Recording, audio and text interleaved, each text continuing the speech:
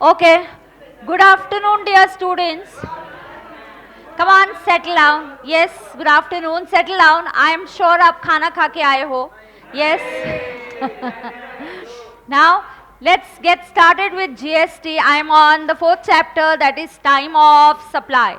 Dear students, I taught you yesterday TOS, time of supply, exactly means what? It is that point of time जब liability arise हो रही है. बताना जरा क्या है time of supply? That point of time when the liability arises. What is TOS? That point of time when the liability arising. Yes, so it is that point of time जब liability arise होती है, क्योंकि supply जो है वो एक दिन में खत्म नहीं होता है. It goes over a longer period. Yes, so we have chosen two important dates from there. And what are those two important dates, dear students? We have chosen I and P.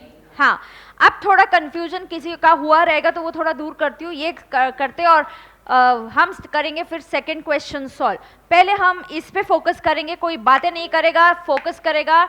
GST is our favourite topic and it is very very easy. हमको तो कितने marks मिलने वाले हैं? 40 on 40. शाबाश.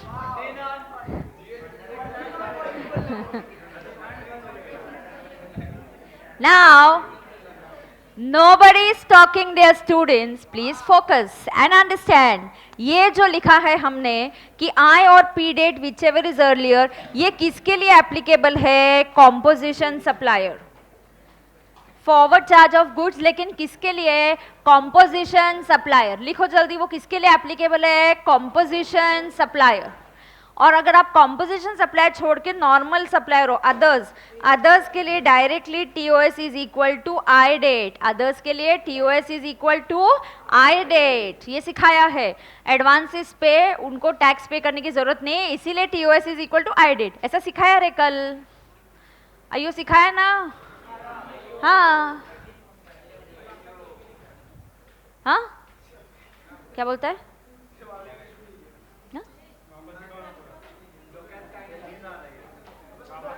Understand. Shh. Please concentrate. So, what is TOS? I date or P date, whichever is earlier. What is I date equal to? Actual date of invoice or the date when the invoice should be issued under section 31, whichever is earlier. What is P date? The date when the payment is recorded in the books or the date when it is credited to the bank. Bank में पैसे जमा होने में time लगता है, credit होके clear होने में टाइम जाता है. So date when it is credited in the bank or the payment is recorded in the books, whichever is earlier. Is that clear to everybody? Yes. Now, payment in excess of 1000 के लिए क्या होता है? जब मैंने आपको बताया था, focus, nobody is talking, look straight here. पहला इनवॉइस 1 आपका देखो कितने अमाउंट का बना? 849. आपने लेकिन पेमेंट करते वक्त कितना पेमेंट किया? 900 रुपया. आपने जो थोड़ा एक्स्ट्रा पेमेंट किया, थोड़ा एक्स्ट्रा जो पेमेंट किया, आप बोलते हो कि इसको हम नेक्स्ट इनवॉइस के अगेंस्ट एडजस्ट कर देंगे. सो देखो इनवॉइस बना 849 का, तो टीओएस भी अराइज होगा सिर्फ 849 के लिए. जो एक्स्ट्रा पेमेंट मुझे मिला 51 रुपीज़ का, I will adjust it that TOS. उसकी टैक्स की लायबिलिटी कब अराइज होगी? Against the next invoice. Okay. Now forward charge supplier to pay GST. I told you TOS is equal to I date. This is for all suppliers. यहीं पे आप please note कर दो. सिर्फ composition dealers के लिए क्या होता है टीओएस? जो डीलर्स ने कॉम्पोजिशन स्कीम में ऑप्ट किया है उनके लिए होता है आई डेट और P date, whichever is earlier. I date और P date, whichever is earlier. Is that clear? Correct है? आई और P date, whichever is earlier. Please understand, these are important chapters. These chapters are coming in the A category. A category means 50 to 80% के इसमें ये chapter आता है, right? इसमें कौन से कंसेप्ट आते हैं? सप्लाई का कंसेप्ट, उसके बाद आरसीएम, उसके बाद composition scheme, charge of GST, मतलब कौन सा एक्ट कहाँ अप्लाई होगा, मैक्सिमम रेट क्या है, and then time and value of supply. ये भी उसी 50-80% की कैटेगरी में आता है. Pay attention now here. मैंने कल आपके साथ क्वेश्चन 1 किया, अब हम करेंगे question number 2. Let's read it. Gas is supplied by a pipeline. Gas is supplied by a pipeline. Monthly payments are made by the recipient as per the contract. So underline, gas is supplied by pipeline. So a fresh start here. Everybody focus on question number 2. Gas is supplied by a pipeline. Monthly payments are made by the recipient as per the contract. Every quarter invoice is issued by the supplier supported by a statement of goods dispatched and payments made. And the recipient has to pay the differential amount if any. The details of various events are as follows. आपने 2 लाख का payment किया 5 अगस्त, 5 सितंबर और 6 अक्टूबर के लिए. 3 अक्टूबर को आपका invoice बना क्वार्टरली, मतलब जुलाई, अगस्त एंड सितंबर के लिए. 17 अक्टूबर को आपने डिफरेंशियल पेमेंट किया 56,000 का फॉर द क्वार्टर जुलाई सितंबर. सी क्या हुआ मैं बताती हूँ. आपने हर क्वार्टर का पेमेंट कितना किया? 2-2 लाख, अंदाजे पे 2-2 लाख. एक्चुअल यूटिलाइजेशन कम या ज्यादा हो सकता है. जब आप स्टेटमेंट दोगे और जब आप इनवॉइस दोगे, अगर कुछ डिफरेंशियल पेमेंट होगा तो हम कर देंगे. मे बी आपके इन एक क्वार्टर का पेमेंट कुछ 6,56,000 का बिलिंग हुआ रहेगा. आपने 2-2 लाख करके पेमेंट कर दिया तो बचा कितना? 56,000. Now let's concentrate and understand. Now what you will do is you will not write it down, or I think you write it down with me only, that will be better. Yes, so please note it down here. Question number 2, facts.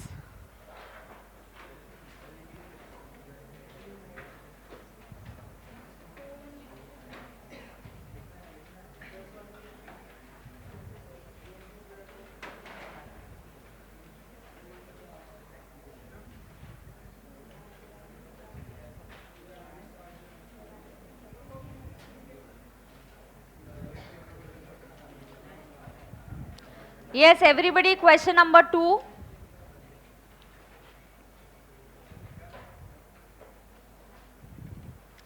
TOS. आज बिल्कुल बातें नहीं, मुझे full concentration चाहिए आप सबको. ये chapter फिर आपने बोलना चाहिए बहुत इजी है, हमको कॉन्फिडेंस आया क्योंकि इसमें प्रॉब्लम सॉल्विंग है. और आज तो बोर होने का सवाल भी नहीं आता because it is theory plus practical. So no reasons and nothing you have to give me. Sit straight and sit alert. And खबरदार किसी ने ध्यान नहीं दिया और किसी को कुछ याद नहीं हुआ तो. हाँ, समझ में आ रहा है क्या सबको? स्पाइन कॉर्ड स्ट्रेट और सीधा बैठ के सब पढ़ने के अभी क्लास में. हाँ, हम कर रहे हैं अभी question number 2. Write down facts. Supply of, क्या सप्लाई हो रहा है? गैस. गैस क्या है? Goods. Supply of gas by pipeline. So this is supply of goods dash continuous supply, and it is a continuous supply. It is supply of goods by pipeline and it is a continuous supply. बरोबर?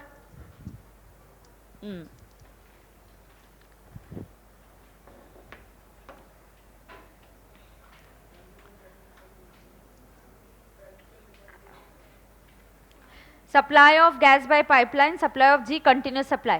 अभी continuous supply में 1 minute आपने हमेशा याद रखना है. 2 minute आप कोई लिखेगा नहीं, समझ के लो आप. अंडरस्टैंड. सुनो, अगर ये सप्लायर कॉम्पोजिशन डीलर वाला होता, सब यहाँ सामने देखेंगे, अगर ये सप्लायर कॉम्पोजिशन डीलर वाला होता तो हम टीओएस क्या लिखते बताओ? TOS is equal to I date और P date which ever is earlier. I के 2 ऑप्शंस, पी के 2 ऑप्शंस.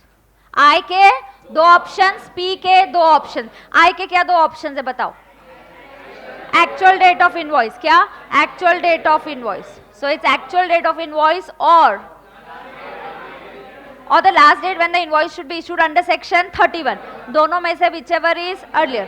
अगर ये composition supplier वाला डीलर होता तो, लेकिन ये composition डीलर में है क्या? नहीं. Make normal assumptions. हाँ, तो यहाँ अगर आप composition डीलर में नहीं हो तो सीधा TOS बनता है I date.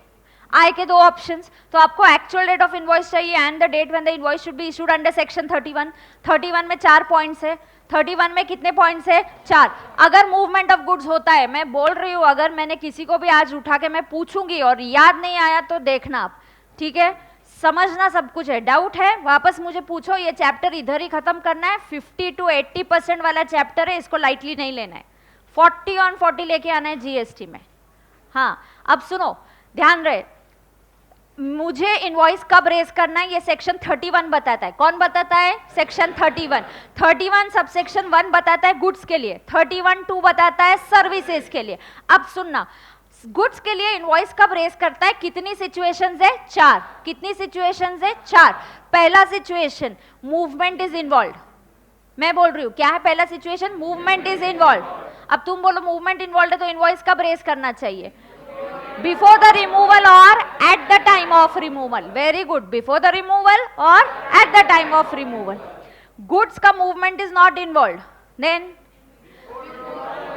when the goods are made available. तुम मेरी दुकान में खुद चल कर आए, मूवमेंट नहीं है, कुछ छोटा सा गुड्स है, गुड्स तुमको सौंप दिए, जब गुड्स आर मेड अवेलेबल. या दूसरा example, classroom is sold with the benches. Benches का मूवमेंट नहीं इन्वॉल्व है, चाबी दे दी, goods are made available to you. समझ में आ गया? यस. तीसरा, कंटिन्यूअस सप्लाई जब होता है. कंटिन्यूअस सप्लाई में कब इनवॉइस रेज करना चाहिए? जब पीरियोडिक स्टेटमेंट बनता है, पीरियोडिकल स्टेटमेंट बनता है, या जब पीरियोडिकल पेमेंट रिसीव होता है. बरोबर. गवर्नमेंट बोलते तुमको पीरियोडिकली, ये कंटिन्यूअस सप्लाई है ना, सर्विस हमेशा चलती रहने वाली है, गुड्स का सप्लाई हमेशा चलते ही रहने वाला है. तुमको बीच बीच में तुम पैसे लेते हो ना. डू यू वेट कि पूरा बिल्डिंग कंस्ट्रक्ट हो जाएगा 4 साल के बाद तब पैसे लेंगे? नहीं. तुम बोलते हमको पीरियोडिकली पैसे चाहिए, तो गवर्नमेंट भी बोलते हमको भी पीरियोडिकली जीएसटी चाहिए. तो कंटिन्यूअस सप्लाई में what is happening is you have to raise a invoice when under section 31, when you make a periodical statement or when the periodical payment is received. And last, sale of goods, supply of goods on sale or return or approval basis. जब goods का movement होता है तब supply है ही नहीं, मैं तब invoice नहीं बनाऊंगी. कब बनेगा? जब सप्लाई होता है और 6 months from the dispatch, which ever is earlier. ये 4 पॉइंट्स लर्न करने हैं. मैं थोड़ी देर के बाद आपको 2 मिनट का टाइम दूंगी, सबको वो लर्न करना है और क्लास में ही लर्न करना है. Is that clear to everybody? Yes. Now focus on this. यहाँ पे क्या हो रहा है? Supply of gas by pipeline, supply of G हो रहा है, ये कंटिन्यूअस सप्लाई है. अच्छा, अगर ये कंटिन्यूअस सप्लाई होता है तो मुझे बताओ इनवॉइस कब बनाना होता है? व्हाट डज सेक्शन 31 से? Under section 31 invoice should be raised when? Yes, invoice should be raised when periodical statement is made, periodical statement is made or payment is received. नहीं, earlier word नहीं है वहाँ पे. earlier word उधर hatch नहीं. हाँ, ये आइदर जब स्टेटमेंट करोगे और जब पेमेंट होगा. अर्लियर वर्ड वहां पे नहीं है. अर्लियर वर्ड सिर्फ 4th सिचुएशन में, याद रहे. हाँ, तो invoice should be raise when periodical statement is made और when the periodical payment is receive. बरोबर? यस. अब यहाँ पे हम लिखेंगे कि एडवांस पे तो टैक्स आने नहीं वाला है क्योंकि टीओएस का यहाँ पे होगा सिर्फ आई वाला डेट. बरोबर. आई डेट के लिए 2 मीनिंग्स होते हैं. मतलब देखो यहाँ पे मैं आपको बताती हूँ. अभी मंथ देखो, आपको डेटा दिया है जुलाई, अगस्त, सितंबर, अक्टूबर. ओके. उसके बाद इनका आपको पीरियोडिकल पेमेंट जब मिलेगा तब आप उसका स्टेटमेंट इनवॉइस बनाना चाहिए. सो इनवॉइस आई डेट अंडर सेक्शन 31 क्या बोलता है कि आपने इसका कब पेमेंट ये करना चाहिए ना. एक चीज आपको बोलती हूँ, ये जो जुलाई में आपको पेमेंट मिला है, will make 1 more column, wait. यहाँ पे आपको 2 लाख की बात हो रही है, यहाँ पे 2 लाख है और अक्टूबर के 2 लाख है. इनका पेमेंट, पीरियोडिकल पेमेंट आपको कब मिला? ये 5 अगस्त को मिला, ये 5 सितंबर को मिला और ये 6 अक्टूबर को मिला. देख लो एक बार, चेक करो, जल्दी चेक करो. हाँ, see you got the payment as follows. Payment of 2 lakhs is made in each month. तो आपको हर उस महीने में आप उस महीने का पेमेंट कर देते हो एडवांस में, पीरियोडिकली, क्योंकि आपको गैस सप्लाई होने वाला है continuously. So you have to make that payment, right.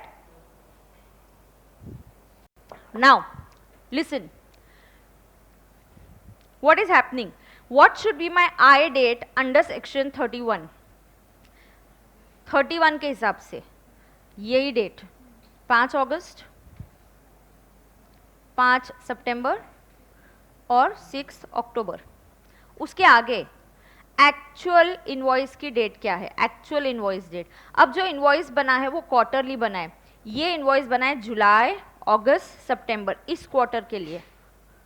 अभी जुलाई का पूरा डेटा नहीं दिया. That's what I said, the question is not that good question. और ये पूरे जीएसटी में एक ही ऐसा क्वेश्चन है जो ऐसा इनकम्प्लीट और प्रॉपरली नहीं दिया है. सो थोड़ा सा क्वेश्चन में भी प्रॉब्लम है, तो थोड़ा सा हमें मॉड्यूल के हिसाब से आंसर लेके अजम्पशन करके करना पड़ेगा. All questions are not like that. Don't worry. All questions are not like that. All are very simple, straightforward questions. Now, actual invoice जुलाई, अगस्त, सितंबर का कब हुआ जरा बताओ मुझे डेट. 3 अक्टूबर. तो यहाँ इनवॉइस बना 3 अक्टूबर का, यहाँ बना 3 अक्टूबर का, और यहाँ भी इनवॉइस बना 3 अक्टूबर का. यहाँ तक इनवॉइस बना नहीं है, ये लेटर बनने वाला है. कब इनवॉइस बनाने का भी हमें पता चल रहा है कि उनका सिस्टम क्वार्टरली है. अक्टूबर, नवंबर, दिसंबर का इनवॉइस बनेगा. अब what is TOS? I date. What is I date? I date under section 31 और एक्चुअल में से which ever is earlier. Yes. तो यहाँ देखो जुलाई में तो हमारे पास ज़्यादा इतना डेटा नहीं है, ठीक है. तो जुलाई का तो ज़्यादा डेटा नहीं है, मोर डेटा इज गिवन कि अगस्त, सितंबर और अक्टूबर के हिसाब से. तो 5 अगस्त जो अंडर सेक्शन 31 का आई डेट है, या actual which ever is earlier. So this is going to be 5 August. TOS arise हो रहा है अगस्त में. क्यों? हम तुम्हारे एक्चुअल इनवॉइस तक नहीं रुकेंगे. सेक्शन 31 ने बोला ना इनवॉइस कब बनाने का, जब तुमको पीरियोडिकल पेमेंट मिलता है. So that is the invoice under 31 और तुम्हारा एक्चुअल डेट, दोनों में से हम तो कंसिडर करेंगे विच एवर इज अर्लियर. तुम्हारी गलती है कि तुमने इनवॉइस लेट बनाया. We can't help it. Do you get it? So सितंबर के लिए 5 सितंबर या 3 अक्टूबर, व्हाट इज अर्लियर? 5 सितंबर.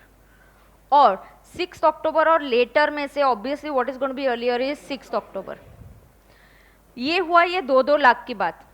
अब आपको जुलाई टू सितंबर जब आपने इनवॉइस रेज किया, तब आपको रियलाइज हुआ there is a differential payment. मतलब इस क्वार्टर में आपके 56,000 के कुछ ज़्यादा आ गए. सी एक्चुअल हिसाब किताब बाद में होता है, पहले अप्रॉक्सीमेट बेसिस पे पेमेंट दिया. कंटिन्यूस सप्लाई में ऐसे ही होता है, 2-2 लाख दे दिया, लेकिन आपको इनवॉइस जो बना उसमें आपका 56,000 का शॉर्टफॉल है. सो जुलाई टू सितंबर का जो इनवॉइस बना वहाँ पे एक डिफरेंशियल अमाउंट है 56, तो उसके ऊपर भी जीएसटी लगेगा. For that 56,000, for 56,000 TOS is always the I date. तो इनवॉइस कब बना इसका? इसका पेमेंट हुआ ही नहीं, पेमेंट अब हो रहा है इसका. तो इसका जो एक्चुअल इनवॉइस डेट है, मतलब 3 अक्टूबर को टीओएस अराइज होगा 56,000 का, और 2-2 लाख का टीओएस ऐसे अराइज होगा. फिर से बोलती हूँ, सुनो, इजी, ज़्यादा लोड मत लो तुम. पहले बताओ मुझे टीओएस क्या होगा? आई डेट. आई डेट की 2 डेट्स क्या है बताओ? आई अंडर सेक्शन 31 और actual which ever is lower. वापस चलो सब लोग. आई अंडर सेक्शन 31 और एक्चुअल विच एवर इज बरोबर. करेक्ट. तो हमने इसलिए आई अंडर सेक्शन 31 निकाला, क्योंकि ये कंटिन्यूस सर्विस है. तो आई क्या होगा? जब पीरियोडिक पेमेंट मिला वही होगा. तो हमने वो वाला डेट लिया, एक्चुअल डेट लिया which ever is earlier. Is that clear to everybody? Yes, ठीक है. Yeah so you can note this down. Then start writing. Come on, start writing. Facts लिखा क्या आपने? हाँ लिखो. हाँ, फैक्ट्स के लिए 2 लाइन्स छोड़ दे. तू 3 लाइन्स छोड़ के आंसर लिखना चालू कर. चल जल्दी कर.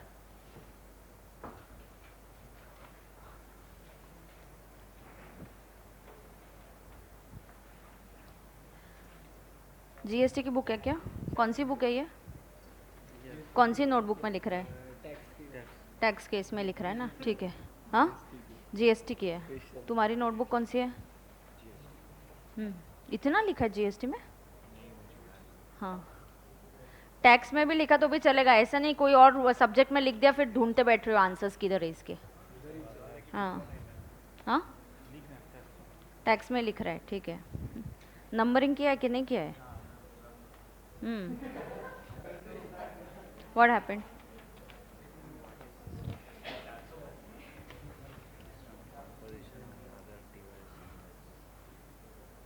I'll explain.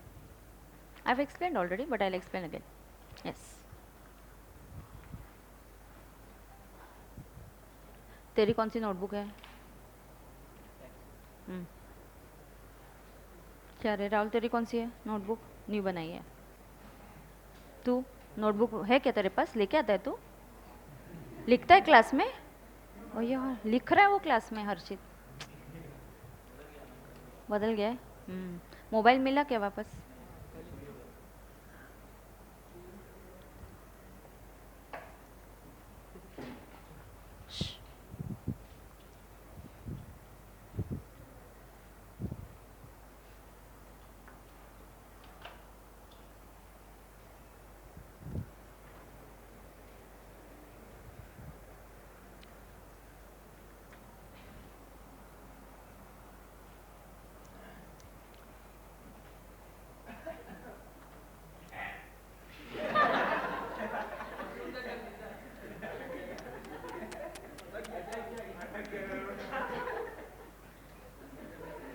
कैसे रे ये लड़के?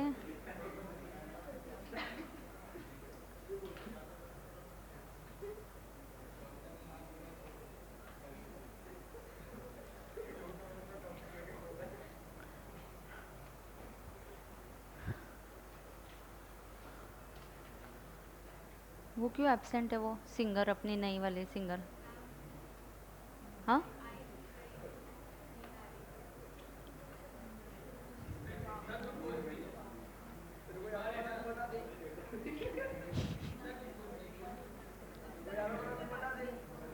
तू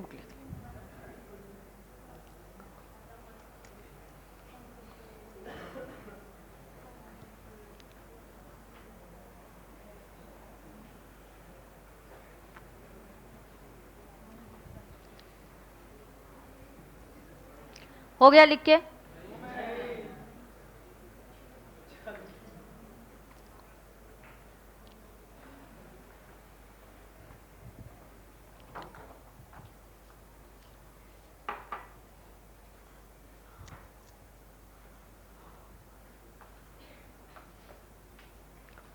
कमिंग इन बिटवीन। हाँ हो गया लिख के?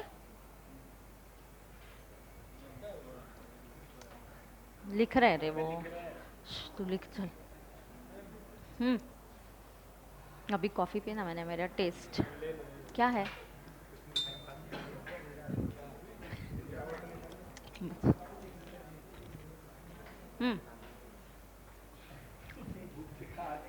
कौन सी बुक है? अयो हाँ पहले याद रहे ना, रखना। डन? सबका हो गया लिख के?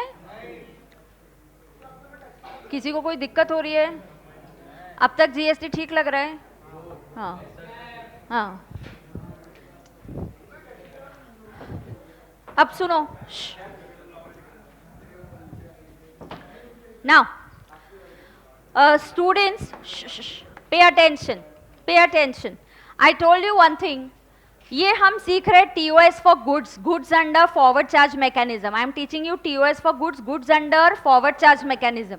अगर आप कॉम्पोजिशन सप्लायर हो तो आपको एडवांसेस पे भी टैक्स पे करना पड़ता है, इसलिए कॉम्पोजिशन सप्लायर के लिए TOS क्या होता है? I और P whichever is earlier. If you are a composition supplier, then you have to pay taxes on advances also. Pay attention. हर एक स्टूडेंट मुझे अलग अलग बार यही टाइप का क्वेरी पूछ रहा है, तो एक ही बार अभी समझाऊंगी, ध्यान दो। Pay attention, listen. If I am a composition supplier, if I am a composition supplier, I have to pay taxes on advance. How does that happen? By giving TOS as I date or P date, whichever is earlier. तो कभी कभी invoice बाद में raise किया लेकिन payment पहले मिल गया, GST आ गया, फिर हाँ टीओएस आ गया, पेमेंट की डेट पहले हो गई तो जीएसटी आ गया. This is for a composition supplier. For others there's a notification number 66/2017 dated 15th November 2017 which says supplier of goods आपको एडवांसेस पे टैक्स पे करने की जरूरत नहीं है. However, this notification or this relief is only for supplier of goods and not supplier of S. And supplier of goods may be, who will get this benefit? All suppliers other than composition supplier. All suppliers other than composition suppliers. That means other suppliers, ये composition वाला supplier होगा तो उसके लिए ये, others के लिए TOS is equal to simply I date. It is the I date. हमेशा आई डेट बोला तो आई डेट के दो ऑप्शंस, पी डेट बोला तो पी डेट के दो ऑप्शंस। समझ में आ गया क्या? अब किसी को भी इससे यहाँ पे कंफ्यूजन नहीं है? पक्का? Yes, okay. Now I will move on to the next question.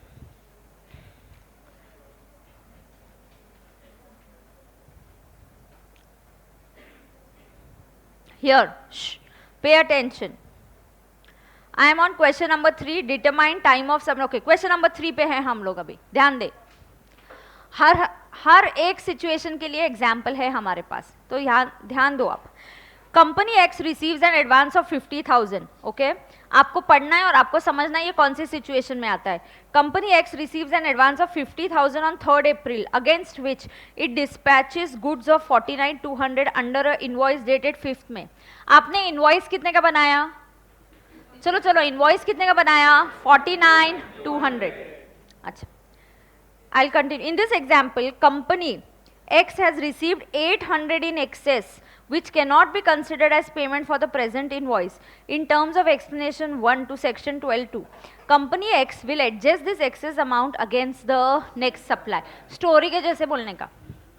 हाँ, मैंने क्या किया, क्लाइंट ने बोला अच्छा कितना एडवांस भेजूँ, तो ऐसे तुम एडवांस भेजो, अप्रॉक्सीमेटली 50,000 के आसपास का इनवॉइस बनेगा। तो बोलते जाने तो फिर 50,000 ये ना मैं पूरा अमाउंट भेजा था, आई सेंड यू राउंड 50,000, जो भी डिफरेंस होगा विल एडजस्ट इट। तो मुझे पेमेंट मिला कितना? 50,000, लेकिन मेरा इनवॉइस बना कितने अमाउंट का? 49,200। मुझे एक्स्ट्रा कितना मिला? 800। ऐसा कुछ सिखाया है मैंने? नोट्स में है ऐसा कुछ?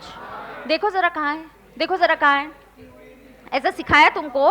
when you get an excess payment up to 1,000 is received, what do you do for that excess amount?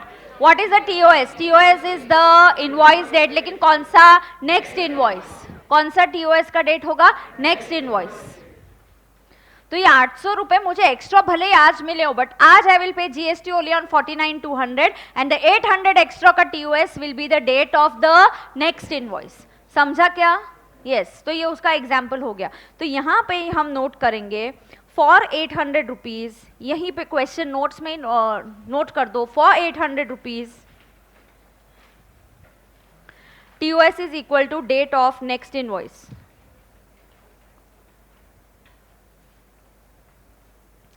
TOS is equal to date of next invoice। कर लिया सबने note? TOS is equal to date of next invoice, बरोबर? Okay, now students, ऊपर हमने सीखा, यहाँ तक आ गए सब लोग? यहाँ तक आ गए? हाँ, बिल्कुल गलती नहीं करनी, यहाँ पे फुल ऑन फुल मार्क्स लेके आने का। ये चैप्टर में तो एक भी मिस्टेक नहीं होना चाहिए। ओके, ना pay attention, focus, everybody pay attention. If you decide, सब आपको इजी लगेगा और क्लास में आपका फिनिश हो जाएगा, तो प्लीज ध्यान दीजिए। अब सुनिए, मैंने आपको बताया FCM, क्या सिखाया पहले? FCM। FCM में टैक्स कौन पे करता है? सप्लायर। तो हमने किसके व्यू पॉइंट से सोचा? सप्लायर के व्यू पॉइंट से। अब मैं आपको सिचुएशन बताऊंगी कि कुछ गुड्स होते हैं नोटिफाइड, जिन पे टैक्स कौन पे करेगा? रेसिपिएंट। RCM लगेगा, तो उसमें टैक्स पे करने वाला रेसिपिएंट है, तो अपने को सोचना भी किसके व्यू पॉइंट से? रेसिपिएंट। अब देखो, रेसिपिएंट को अगर तुमने बोला आई डेट, बोलेगा आई डेट, मैं तो इनवॉइस ही नहीं रेज करता, मुझे तो गुड्स मिलते हैं, मुझे इनवॉइस मिलता है, मैं नहीं बनाता इनवॉइस। इनवॉइस तो तुम सप्लायर हो। तुम कौन हो? तुम कौन हो? Supplier. I am the recipient. मैंने तुमसे गुड्स खरीदे, बिल कौन बनाएगा? सप्लायर। हाँ, मैंने ऐसे गुड्स खरीदे जो RCM में आ रहे, तो उसका टैक्स कौन पे करेगा? रेसिपिएंट। तो रेसिपिएंट को टैक्स पे करना है, तो I will call my CA, अरे ये जो मेरा सप्लायर है ना, उसने मुझे गुड्स भेजे लेकिन GST लगाया ही नहीं। तो जो CA वो बोलेगा ऐसा नहीं होगा, मुझे इनवॉइस की कॉपी भेजो। तो इनवॉइस पे एक नोट लिखा हुआ है नीचे, These goods are liable to tax under RCM। अभी रेसिपिएंट है, उसको नहीं पता है RCM वगैरह क्या है, तो फिर CA ने उसको कॉल करके बोला नहीं, ये ऐसे गुड्स है जिसके ऊपर रिवर्स चार्ज मैकेनिज्म लगता है, तो अपने को टैक्स पे करने का है। अच्छा, मुझे टैक्स पे करना है? हाँ, तुम्हें पे करना है। तो मैं कब पे करूँ? अभी गवर्नमेंट को। अब हम TOS रेसिपिएंट के व्यू पॉइंट से सोचेंगे। अब देखो, आई डेट बोल के मतलब नहीं है, रेसिपिएंट क्या करता है, उसको आई मिलता है, इनवॉइस मिलता है, तो मिलने में कुछ दिन लग जाते हैं, इसलिए वहां पे बोला है 31st day from the I date. कौन सा दिन? 31st day from the I date. We don't take I date there because I don't make a invoice. तो मुझे क्या पता I का डेट क्या है? मुझे इनवॉइस मिलने में एक 5-6 दिन 10-15 दिन निकल जा सकते हैं. तो इसलिए 31st day from the I date और पेमेंट अभी I make the payment और date of making the payment. जब मैं पेमेंट करूंगी तो I will record it in the books या मेरी बैंक अकाउंट से डेबिट होगा. मेरे बैंक अकाउंट से पैसे डेबिट होते, मेरे अकाउंट से डेबिट होंगे, सप्लायर के अकाउंट में क्रेडिट होंगे. मैं आपको फिर से बोलती हूँ, जब भी आपको टीओएस पे क्वेश्चन आता है 2 मिनट आंखें बंद करके सोचना कि हम सप्लायर के लिए सोच रहे हैं या रेसिपिएंट के लिए कर रहे हैं. अगर ये फॉरवर्ड चार्ज मैकेनिज्म है, बाय डिफॉल्ट कुछ नहीं दिया तो एफसीएम ही लगता है. बाय डिफॉल्ट कुछ नहीं बोला तो एफसीएम, सप्लायर के व्यू पॉइंट से सोचने का. अगर उधर वर्ड आ गया ना आरसीएम, तो कौन टैक्स पे करेगा? रेसिपिएंट. तो रेसिपिएंट को टीओएस बताना पड़ेगा. तो अब I am teaching you TOS for goods where tax is payable under RCM. So we are going to think from whose viewpoint? Recipient's viewpoint. Very good students. So TOS under RCM goods के लिए into bracket लिखो think from recipient's viewpoint. लिखो क्या लिख रहे हो तुम लोग? Think from whose viewpoint? Recipient's viewpoint. Think from recipients view point. बरोबर?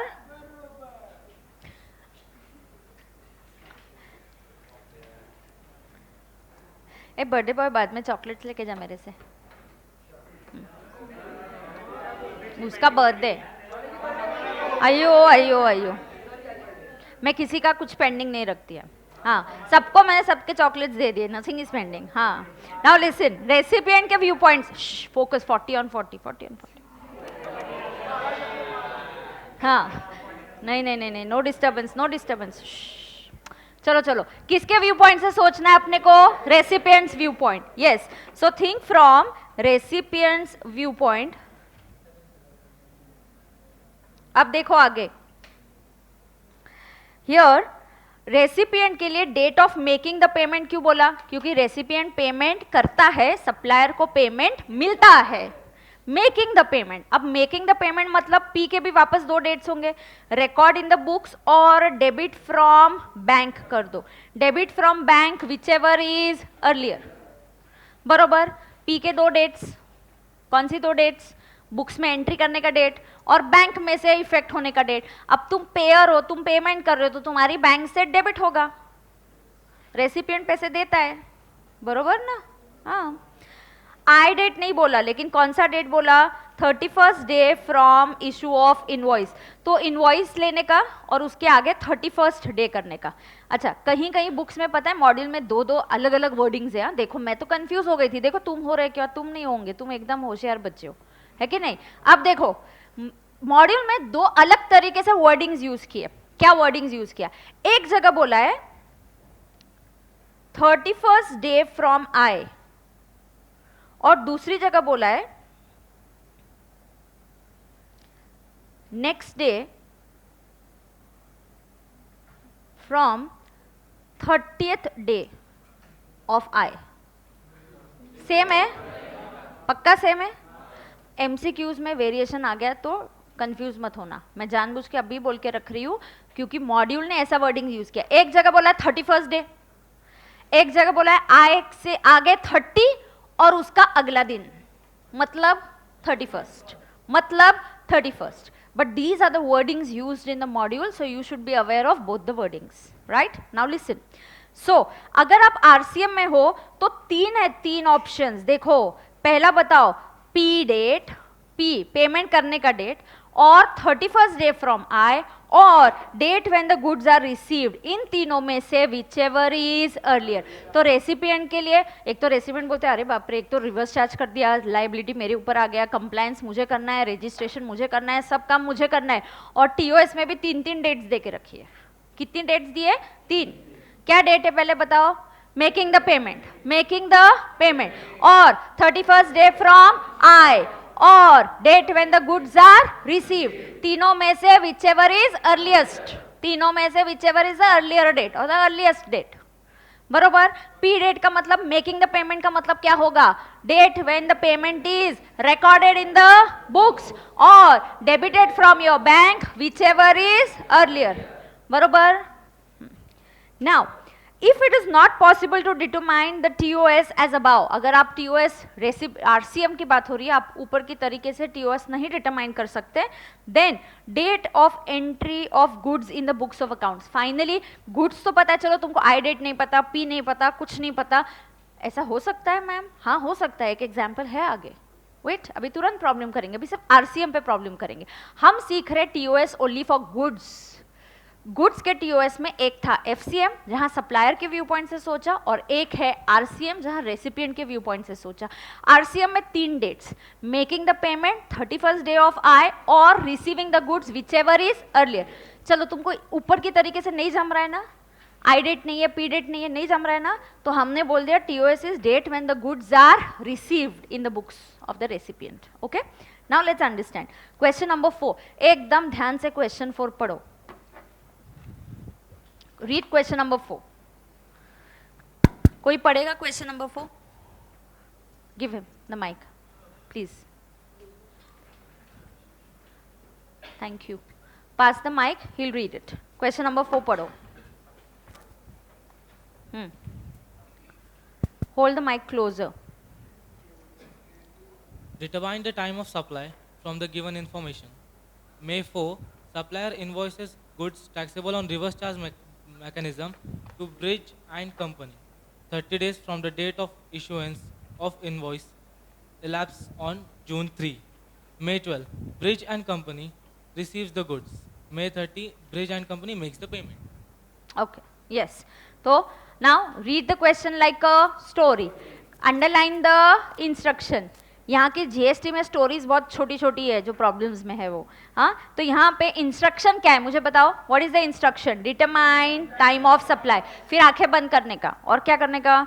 सोचो सोचो सोचो. सोने का नहीं, सोचने का है. हाँ, आंखें बंद करके सोचने का है. क्या सोचने का है? क्या निकालने का है? टीओएस. ओ ये हो गया. सोच रहे, ऐसे नहीं सोचना है. हाँ, उसको मिलेगा punishment. Yes, 4 o'clock will give him punishment. Yes. गाना गाता है क्या वो? ठीक है. बजाते. अच्छा ठीक है. अब सुनो. अभी आंखें बंद करके सोचो सोचो सोचो. क्या सोचने का? टीओएस निकालने का. किसका टीओएस निकालने का है? गुड्स का. नाउ सप्लायर इनवॉइसेस गुड्स, तो इधर आ गया गुड्स है, ये सर्विस नहीं है. हमेशा प्रॉब्लम में देख के गुड्स है कि सर्विस है देख लो. It is invoices goods and goods are covered on reverse charge. So we have to find out RCM वाला टीओएस. कौन सा टीओएस? आरसीएम वाला टीओएस. आरसीएम वाला TOS is what dates? Tell me. Date of making the payment or 31st day from the invoice or receipt of goods, whichever is earlier. So I need these 3 dates. Okay, so let's write down. So should we start solving the answer, dear students? Yes, let's write down answer number 4. Come on, quickly. Writing speed, super fast.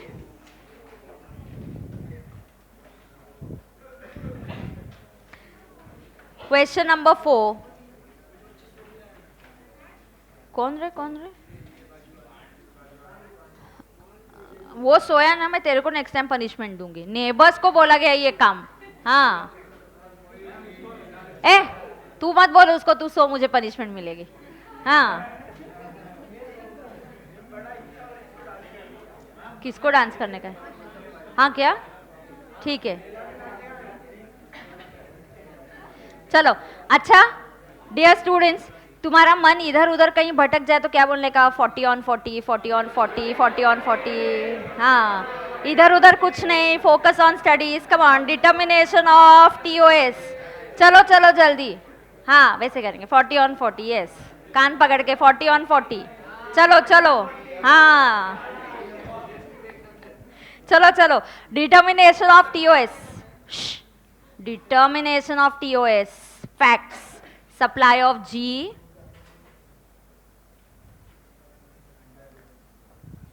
and RCM. So formula लिखेंगे TOS is equal to date of making payment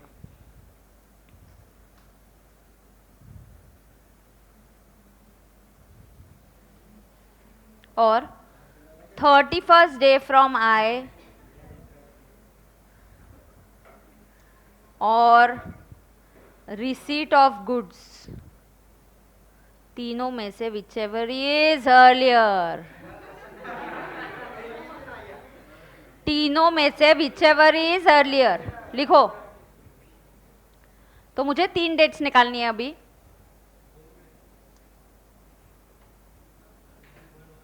हाँ,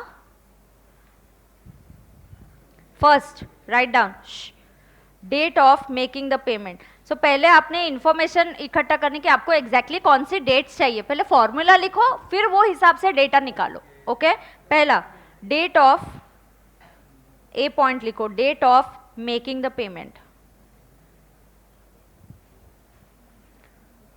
question में क्या दिया है? Date of making the payment क्या दिया है रे? हाँ yeah, okay. May 30th Bridge and Company makes the payment. Yes, so 30th May. B, date of making the payment हो गया. Now 31st day from invoice date. Now wait, what is your invoice date? तुम्हारा invoice date क्या है? ना देखो 4th में से आगे 31st में तक कितने दिन होते हैं? नहीं एक मिनट, मुझे मेरे हिसाब से करने दो। 4th में से आगे 31st में तक, मई एंड तक कितने दिन हो गए? 27 डेज। Okay so 27 days. मुझे कहाँ तक पहुँचना है? 31st। सो 28, 29, 30, 31। तो I need 4 days more, so it's going to be 4th June and not 3rd. Yes, so plus 4 days और मतलब वो बनेगा 4 जून। so देखो यहाँ पे आ गए 31 days, so exactly ये 31st day is coming on 4th June, so the second day is 4th June, second date is 4th June। देख लो प्लीज, आप नोट कर दो कैसे काउंट करना है, क्योंकि छोटा सा मिस्टेक हो गया उधर तो मार्क्स कट जाएंगे आपके। समझा क्या? कितने मार्क्स का? ये बहुत छोटा है, ऐसे नहीं आएगा, अभी करेंगे हम पेपर, समझेगा। Come on, so are you getting 4th June there everybody? See what is the third? Receipt of goods. So goods कब हुए? Date of receipt of goods. कब गुड्स मिले?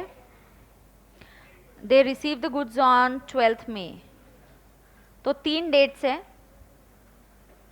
30th May, 4th June, 12th June। so TOS is earliest of the above, that is 12th May। समझा? that is 12th May। did you get it? Simple है, आप formula learn करके जाओगे ना students, it's a simple substitution.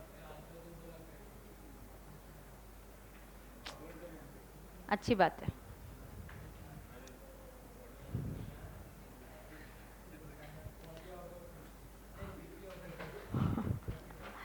Done है? हाँ आगे next question, question 5। Pay attention on question 5। Come on, let's read question 5। कोई पढ़ने वाला है क्वेश्चन 5? माइक इधर उधर, उधर ही है mike. Anybody wants to read? Please read question 5। कौन पढ़ रहा है? हाँ पढ़ प्लीज, सिर्फ होल्ड द माइक क्लोजर। हाँ क्वेश्चन 5 पढ़, दे उसको। हाँ पढ़। Determine the time of supply from the given information. 4th May, supplier invoice goods taxable on the reverse charge basis to Pillar and Company 30 days from the date of insurance of invoice elapsed on June 3. 12th June, Pillar and Company received the goods which were held up in transit. हाँ July 3, payment made. हाँ July 3. Payment made for the goods. Correct. Okay. Now क्या निकालना है अपने को? Pay attention again. पहले determine time of supply, फिर देखो गुड्स है या सर्विसेज है. पक्का, बिकॉज दिया है supplier invoices goods, which are taxable under RCM. Correct. So TOS किसका निकालना है? तो आंखें बंद करके सोचने का. सोचो सोचो सोचो, क्या निकालने का है? टीओएस निकालने का है. किसका टीओएस है? गुड्स का. कौन सा सिचुएशन है? आरसीएम. मतलब मैम ने क्या बोला था? Think from recipient's view point. हाँ, मतलब फिर रेसिपिएंट आय खुद नहीं बनाता है, तो कुछ और है वहां पे. तो TOS is equal to what dates? Come on. Date of making the payment और 31st day from the invoice or date of receipt of goods, whichever is earlier. Correct. Write down. Computation of TOS.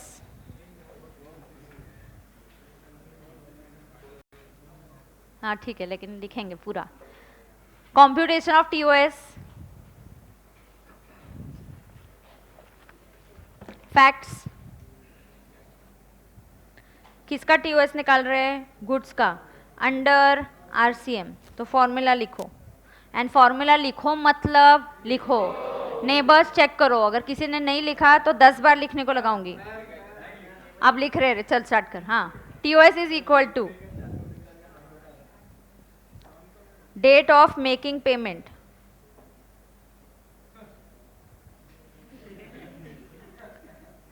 तेरे sound effects बंद कर, पढ़ाई कर, चल जरा.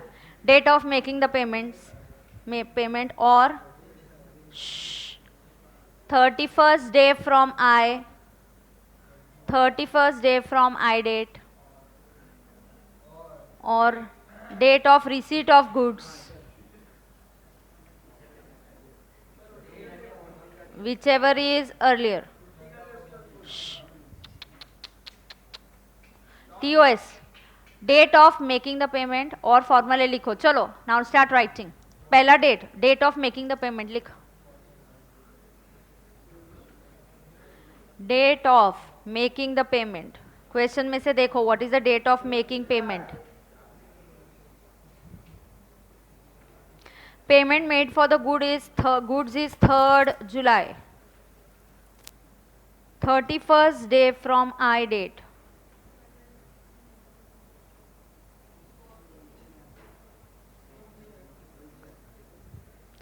आई का date क्या है? 4th में सेम है रे, ऊपर का ही. सो 31st day will be 4th July. जून. ए सुनो ना, तुमको 3rd June डेट दिया है उधर, लेकिन क्या बोला है? 30 days will lapse on 3rd June. That means 31st day will be 4th June. जानबूझ के कंफ्यूज करने के लिए देते कि 30 days will lapse on 3rd June. अरे वी नो 30th डे नहीं लेना है, 30th के अगला वाला दिन, मतलब 31st डे. 30th अगर 3rd June को खत्म हो रहा है तो उसका अगला दिन क्या है? 4th June. So this date is going to be 4th June. And ये A, ये B and C, date of receipt of goods.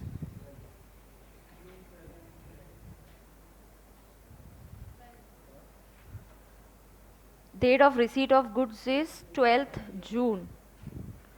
So TOS is earlier of the above dates.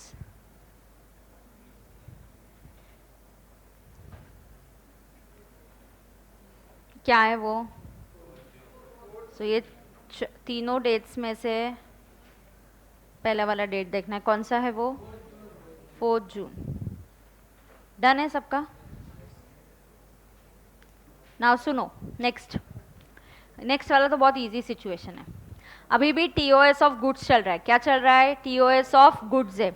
Now pay attention. यहाँ पे किसी को कोई doubt है इस question में? डन है सबका? लिख के हो गया है? हाँ. अब मैं देखो आपको थ्योरी में से आगे का पार्ट बताती हूँ. बहुत ही सिंपल वाला पार्ट है वो. What is that? हाँ,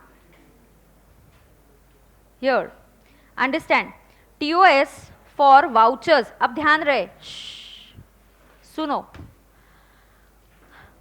अगर आपको किसी ने बर्थडे पे क्रॉसवर्ड का वाउचर दे दिया तो, एक मिनट सुनो, किसी ने आपको बर्थडे पे क्रॉसवर्ड का वाउचर दे दिया तो क्रॉसवर्ड का जो वाउचर है, राइट, आप वहां से जाके देखो.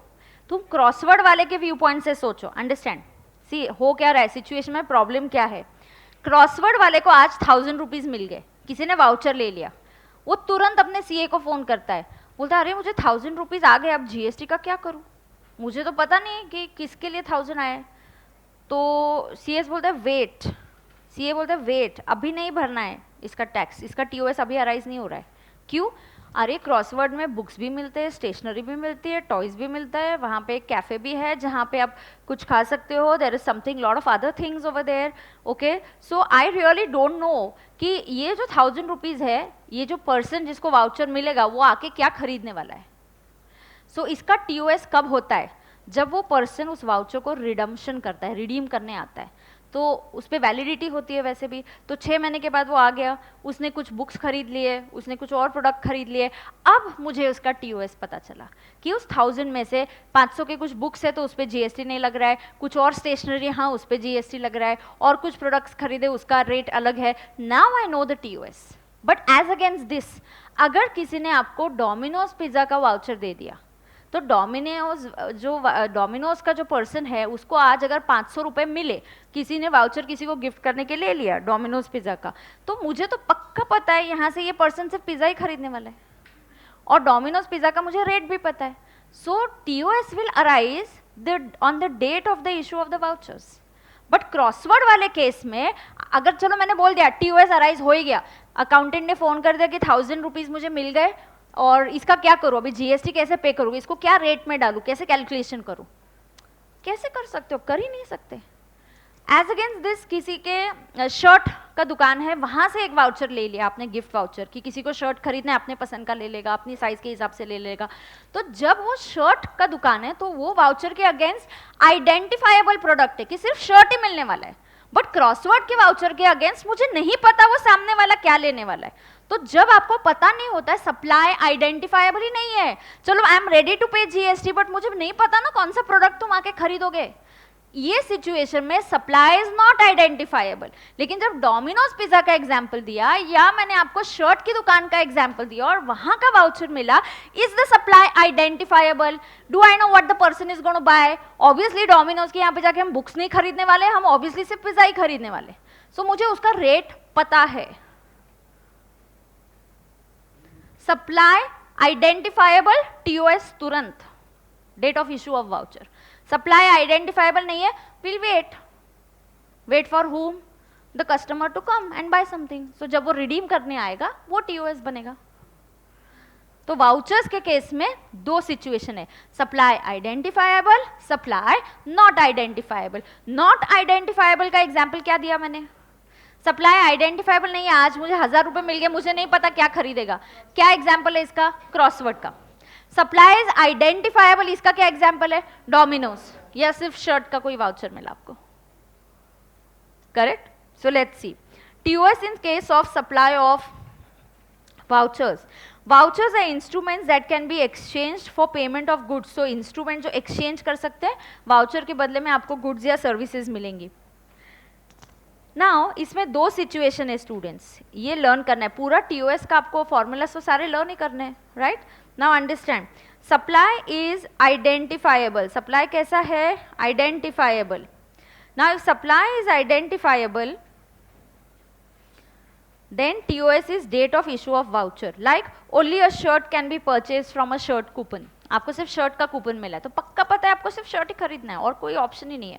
But supply is not identifiable, then it's the date of redemption of voucher. Any food items can be purchase from a food pass. आपको कोई डीमार्ट के वाउचर्स मिल गए, कूपन मिल गया वहाँ का, आपकी कंपनी देती है आपको कुछ कूपन्स देती है, तो वहाँ के जो कूपन्स मिलते हैं आपको पता नहीं है आप जाके क्या खरीदोगे ना, तो हम आज कैसे बता सकते क्या रेट है वहाँ पे?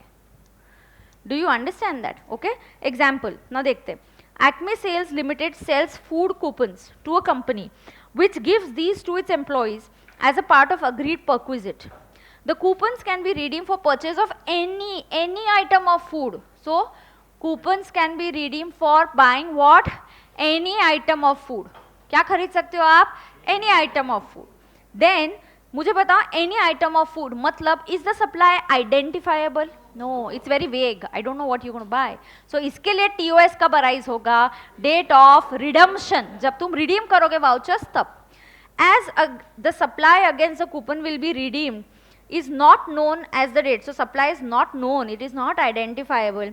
On the date of sale of the coupon, the time of supply will be the date on which the employee redeems it. Right? So in this example, Acme के example में क्या होता है? TOS is equal to date of redemption of voucher. लिखो.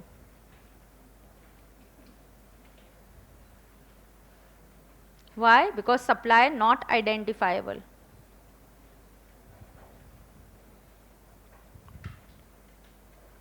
Supply is not identifiable. Is that clear?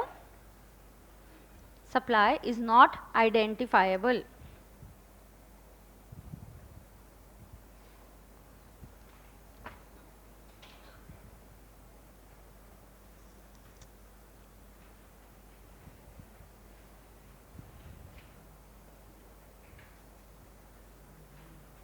Note कर दिया सब लोगों ने? आगे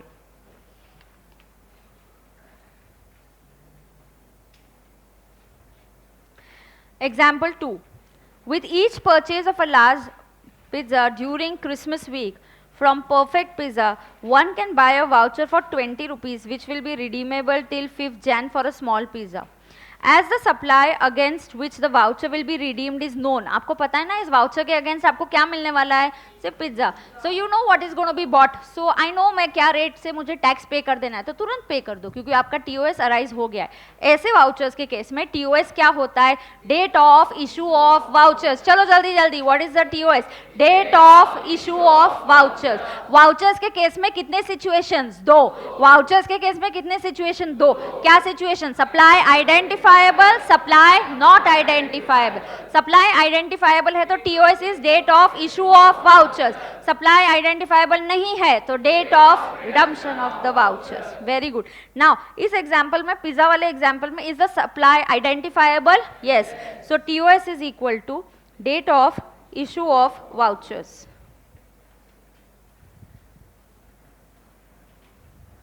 Date of issue of vouchers. Is that clear? Why? Because क्या है? Supply is identifiable. See, government छोड़ना नहीं चाहती. अगर आपको आज पता चल गया ना क्या है तो आज ही टैक्स पे कर दो.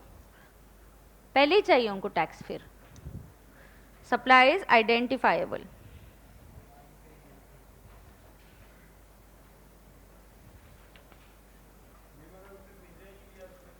उसने क्या क्या बोलता है? हाँ, लिया ही नहीं, लेकिन सामने वाले को तो पैसे मिल गया ना. पिज्जा नहीं लिया, कस्टमर का नुकसान हो गया. मुझे तो पिज्जा के लिए 20 रुपए या जो भी वाउचर के पैसे तो मिल गए ना. तो तुम टैक्स तो दे दो गवर्नमेंट को. सामने वाला लेने आता है कि नहीं आता है? गवर्नमेंट बोलते हमको क्या, तुमको पैसे मिल गए, हमारा टैक्स भी दे. 20 में रिडीम करने वाले रे.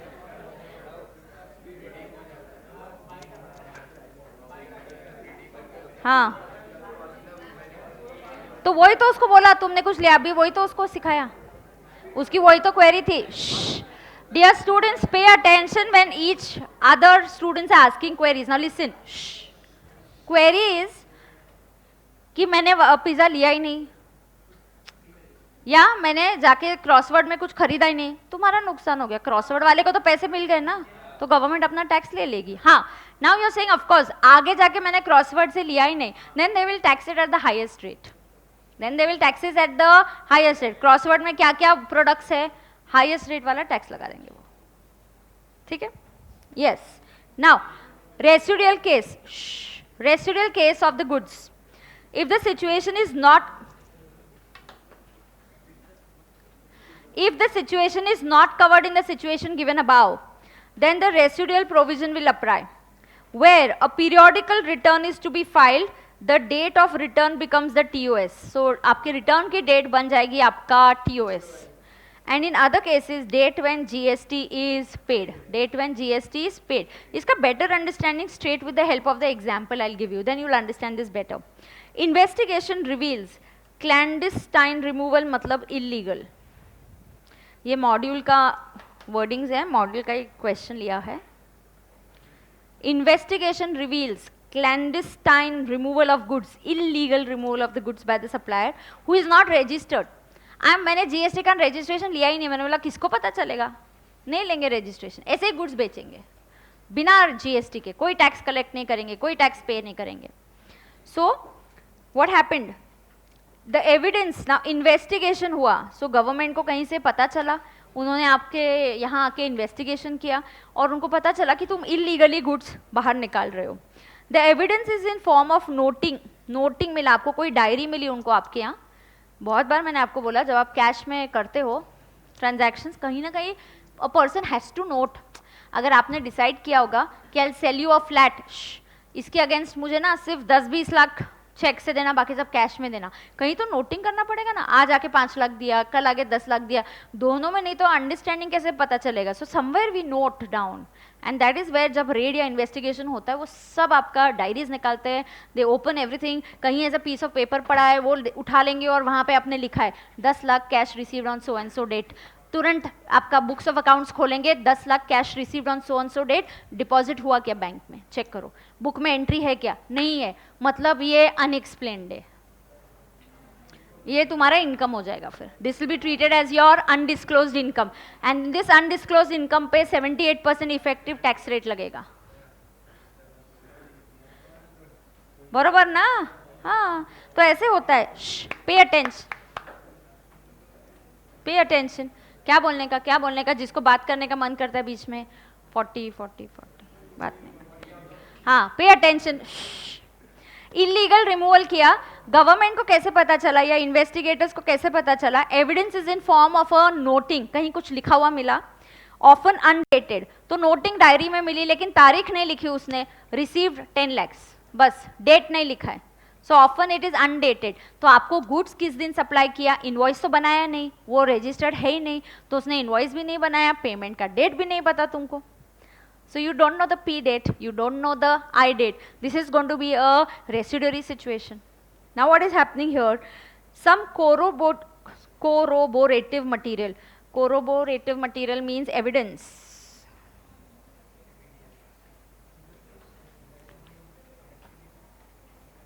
मतलब कोई एविडेंस, मतलब ठोस एविडेंस मिला है आपको. Okay, some evident material is there. The supplier क्या करता है, इन्वेस्टिगेशन चल रहा है, वो बोलता है जाने दो, कौन इनके साथ अभी पंगा लेगा, ऑलरेडी बड़ी गलती हो गई है, मैंने रजिस्टर नहीं किया, फिर पकड़े गए. तो he voluntarily pays, don't talk, he voluntarily pays tax. Now listen, is this person, listen, do you know the I date?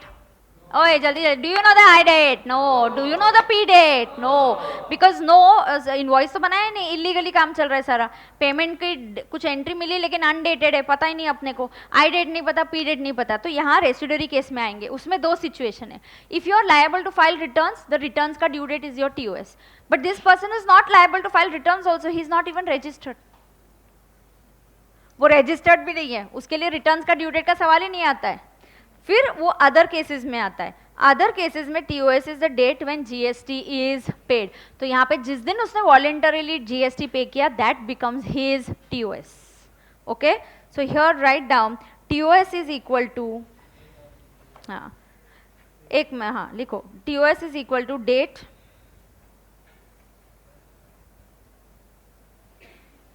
Of payment of GST, date of payment of GST, and then write down into bracket date of payment of GST. फिर bracket में लिखो as the supplier is not registered, as the supplier is not registered,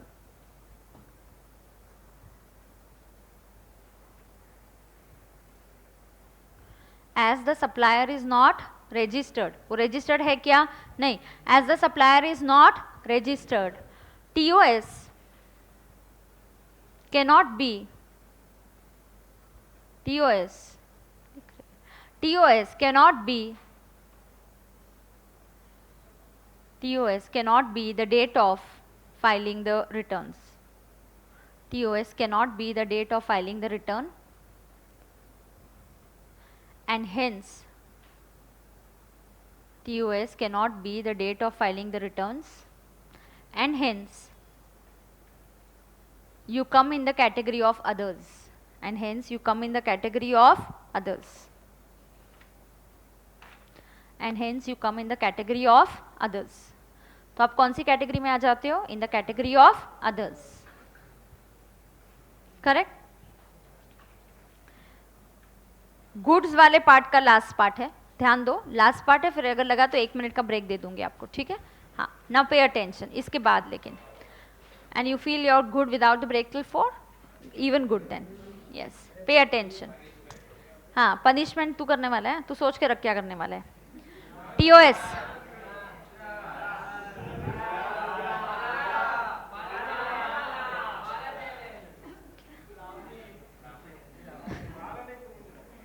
सुनो students, हम chapter का नाम बताओ जरा मुझे. Time and value of supply. मैं अभी कौन सा पार्ट सिखा रही हूँ? Time of supply. अभी मैं टाइम ऑफ सप्लाई में भी पहले time of supply of goods सिखा रही हूँ. गुड्स में एफसीएम सीखा, आरसीएम सीखा, उसके बाद वाउचर्स सीखा और residual situation, and now fifth is the last thing. So there are 5 things. TOS of goods में क्या क्या सीखा? पहले एफसीएम, एफसीएम के बाद आरसीएम, आरसीएम के बाद वाउचर्स, वाउचर्स के बाद residual case, and last is additional payment, या कुछ इंटरेस्ट आपको मिलता है तो, या पेनल्टी, एनी पेनल्टी और additional payment you get. Okay, now pay attention, listen. TOS where additional consideration is received on account of interest, delayed payment, etc. So आपको कुछ पेनल्टी या डिलेड पेमेंट हुआ तो कुछ इंटरेस्ट मिलता है, ये वाला जो है ये सब टैक्सेबल होता है, और इसका TOS फिर कैसे निकालेंगे? नाउ लिसन, यहाँ पे TOS is actually the date when you receive it, क्योंकि पेनल्टी है तो मुझे पता नहीं, पेनल्टी के लिए कोई खास हम अलग से इनवॉइस या ऐसा कुछ रेस करते, ऐसा नहीं, जब मिलेगा तब TOS अराइज होगा. सो हम किस चीज़ की बात कर रहे हैं dear students? We are finding out TOS for what? Additional consideration. किस चीज़ का TOS निकाल रहे हैं? Additional consider. What is the example of additional consideration? Example interest, delayed payments. इसका TOS क्या होगा? TOS is equal to date of receipt. लिखो, TOS is equal to date of receipt. TOS क्या होगा? Date of receipt.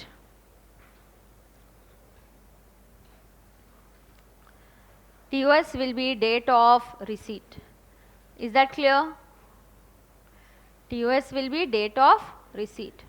आगे example, Radha Traders sold the goods to Sham Sales on 6 June with a condition that 2% interest per month will be charged if Sham Sales fail to make the payment within 15 days of the delivery of the goods. Again, Radha Traders sold goods to Sham Sales. एक condition था कि आपको 2% interest देना पड़ेगा, provided, okay, if you fail to make the payment within 15 days of the delivery of goods. Goods were delivered as also the invoice was issued on 6 June.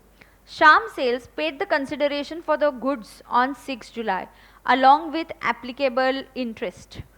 TOS for the goods. Now मुझे दो चीज़ों का TOS निकालना है, एक goods का और एक additional consideration का. TOS एक goods के लिए निकालना पड़ेगा and TOS for additional consideration. Now TOS for goods क्या होगा? Yes, TOS for goods will be invoice date. लिखो, invoice date.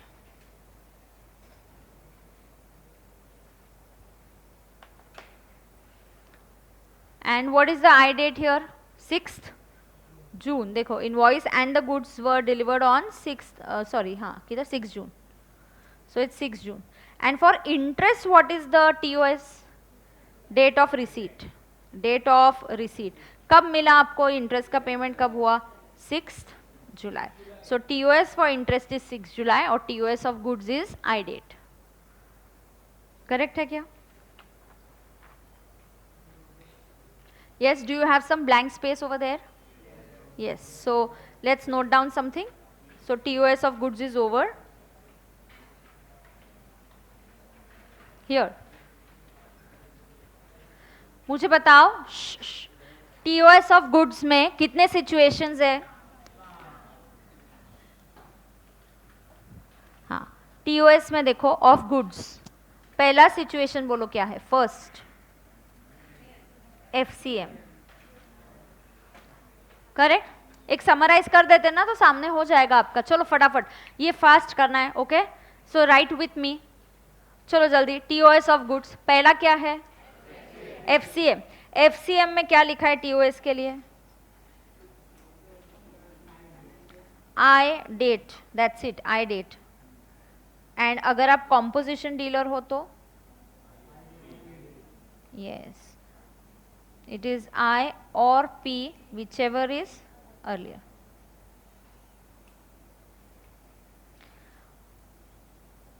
और क्या याद रखना है यहाँ पे? एक्सेस पेमेंट अप टू 1000, बरोबर ना?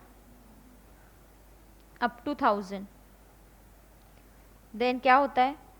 TOS is equal to date of next invoice. एकदम अच्छे से नोटिंग करो स्टूडेंट्स, ये आपको हेल्प करेगा। एक दिन पहले एग्जाम के जाने के पहले ये एक पेज पढ़ के जाना। You can't read entire thing and go ना, क्या क्या आप सब कुछ थोड़ी पढ़ के जा सकते हैं। एक दिन प्लानिंग करना पड़ता है, स्मार्ट स्टडी करना पड़ता है। It's just not about studying, it's the way you study, the time table that you make, the planning that you do, the detailing that you note, very important it is. TOS is equal to date of next invoice, बरोबर। आगे FCM में इतना ही है, दो। दूसरा RCM, RCM में TOS क्या होता है? Date of making the payment, making the payment, और yes 31st day from I date, 31st day from I date, और date of receipt of goods, तीनों में से which ever is earlier.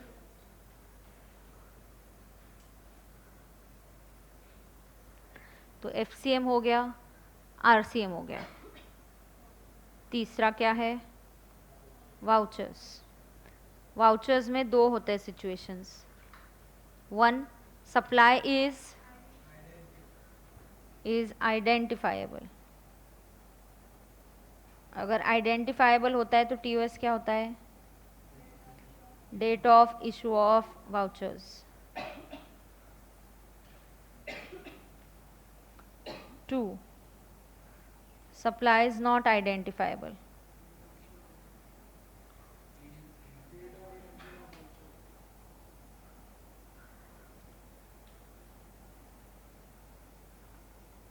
Date of redemption of voucher. Vouchers वाला part भी हो गया।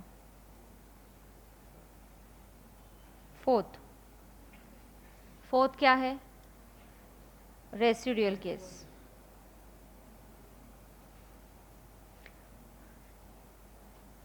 If supplier is registered, अच्छा supplier registered है, फिर भी एक पर्टिकुलर गुड्स के लिए ना तो उसने इनवॉइस बनाया, ना तो बुक्स में लिया, उसने सामने वाले को बोला कि I will sell you the goods, but ये ऑफ पेपर करेंगे, ऑन पेपर नहीं करेंगे, I will just supply, invoice नहीं बनाऊंगा, तो मुझे कैश में पेमेंट करना। लेकिन बीच में पकड़ी गई ये गाड़ी, ई वे बिल नहीं बना था। ई वे बिल होना बहुत ज़रूरी है डिलीवरी ऑफ गुड्स के लिए, नहीं है आपके पास E way bill, so you know तुम पकड़े गए। तो अगर तुम रजिस्टर्ड हो तो तुम्हारा TOS will be date of filing the return. लेकिन तुम रजिस्टर्ड भी नहीं हो तो तुम अदर्स में जाओगे, एंड अदर्स के केस में TOS is date of making the payment.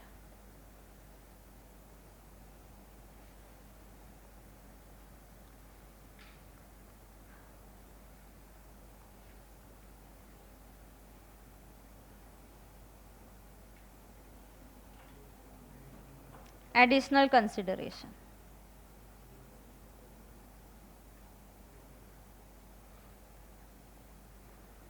Additional consideration में क्या होगा? Yes, TOS is equal to date of receipt, date of receipt अच्छा, एडिशनल कंसिडरेशन के एग्जांपल्स में क्या क्या है? इंटरेस्ट, या और क्या वर्ड यूज किया था वहां पे? Yes, late fees, anything, yes, interest और लेट फीस। तो हो गया ये टीओएस ऑफ किसका हो गया? जी का। किसका टीओएस हो गया? गुड्स का, करेक्ट। सो 1 मिनट का इधर ही क्लास में बैठ के ब्रेक ले लो, तो immediately I will do TOS of services. हो गया लिख के क्या?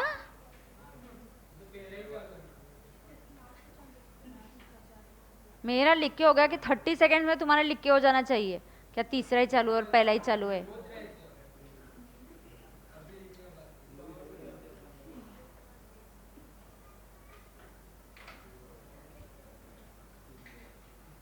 ए तूने सोचा है कि तू अभी गाना गाने वाला है क्या?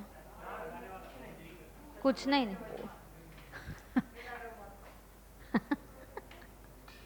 डायलॉग मारने वाला है वो।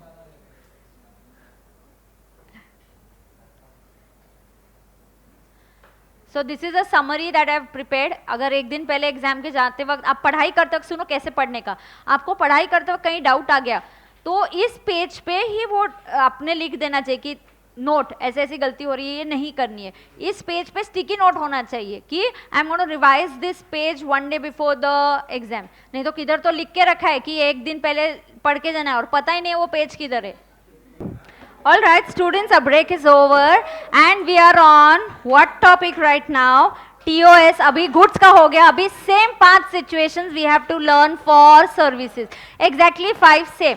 पहले क्या सीखेंगे? FCM, फिर RCM, फिर vouchers, residual case and last. उसमें से पहले 2 अलग है, तो गुड्स के लिए ना स्टूडेंट्स पहले 2 FCM and RCM will be different, rest will be the same. So let's start from TOS for services.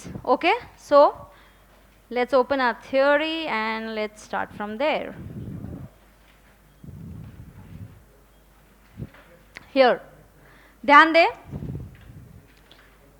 what page it is for you all? I'm on TOS of services now, huh? Oh yes, here. हाँ देखो यहाँ पे भी kind of summarise किया है। देखो 5 situations है, लगभग वो सब सेम ही है यहाँ पे, residual and all. Okay, now we are learning section 13। कौन सा सेक्शन सीखने वाले हैं? सेक्शन 13। सेक्शन 12 क्या था? एक काम करो, जहाँ पे आपने TOS ऑफ गुड्स लिखा, एक ब्लैंक पेज पे हमने TOS ऑफ गुड्स लिखा, ऊपर लिखो section 12 of the CGST act. Section 12 of the CGST act 2017, supply of goods के वहां पे लिखो। अयो, अरे अभी लिखा ना 2 मिनट पहले, ब्रेक के पहले। हाँ, अयो, अरे अरे किधर लिख रहे, किधर लिख रही है? देख वो देख किधर लिख रही थी, इधर लिखने का रेस। Under section 12 of CGST act, CGST act 2017, बरोबर लिखा सबने? अब सुनो, मैं बोल रही हूँ, मैं थोड़ी देर के बाद आपको 2 मिनट देने वाली हूँ लर्न करने के लिए, और मैं किसी को भी उठ के पूछने वाली हूँ, सबने मुझे TOS करेक्टली बताना है। Is that clear? हाँ, पहले सर्विसेज का खत्म होने दो, फिर लर्निंग का टाइम देती हूँ। हाँ, अब सुनो, हियर सर्विसेज के लिए सेक्शन कौन सा है? 13। कौन सा सेक्शन है? 13। Now let's understand section 31(2). सबसे पहले कि इनवॉइस कब बनाना है। ओके, सर्विसेज के लिए क्या कब बनाना है? Invoice.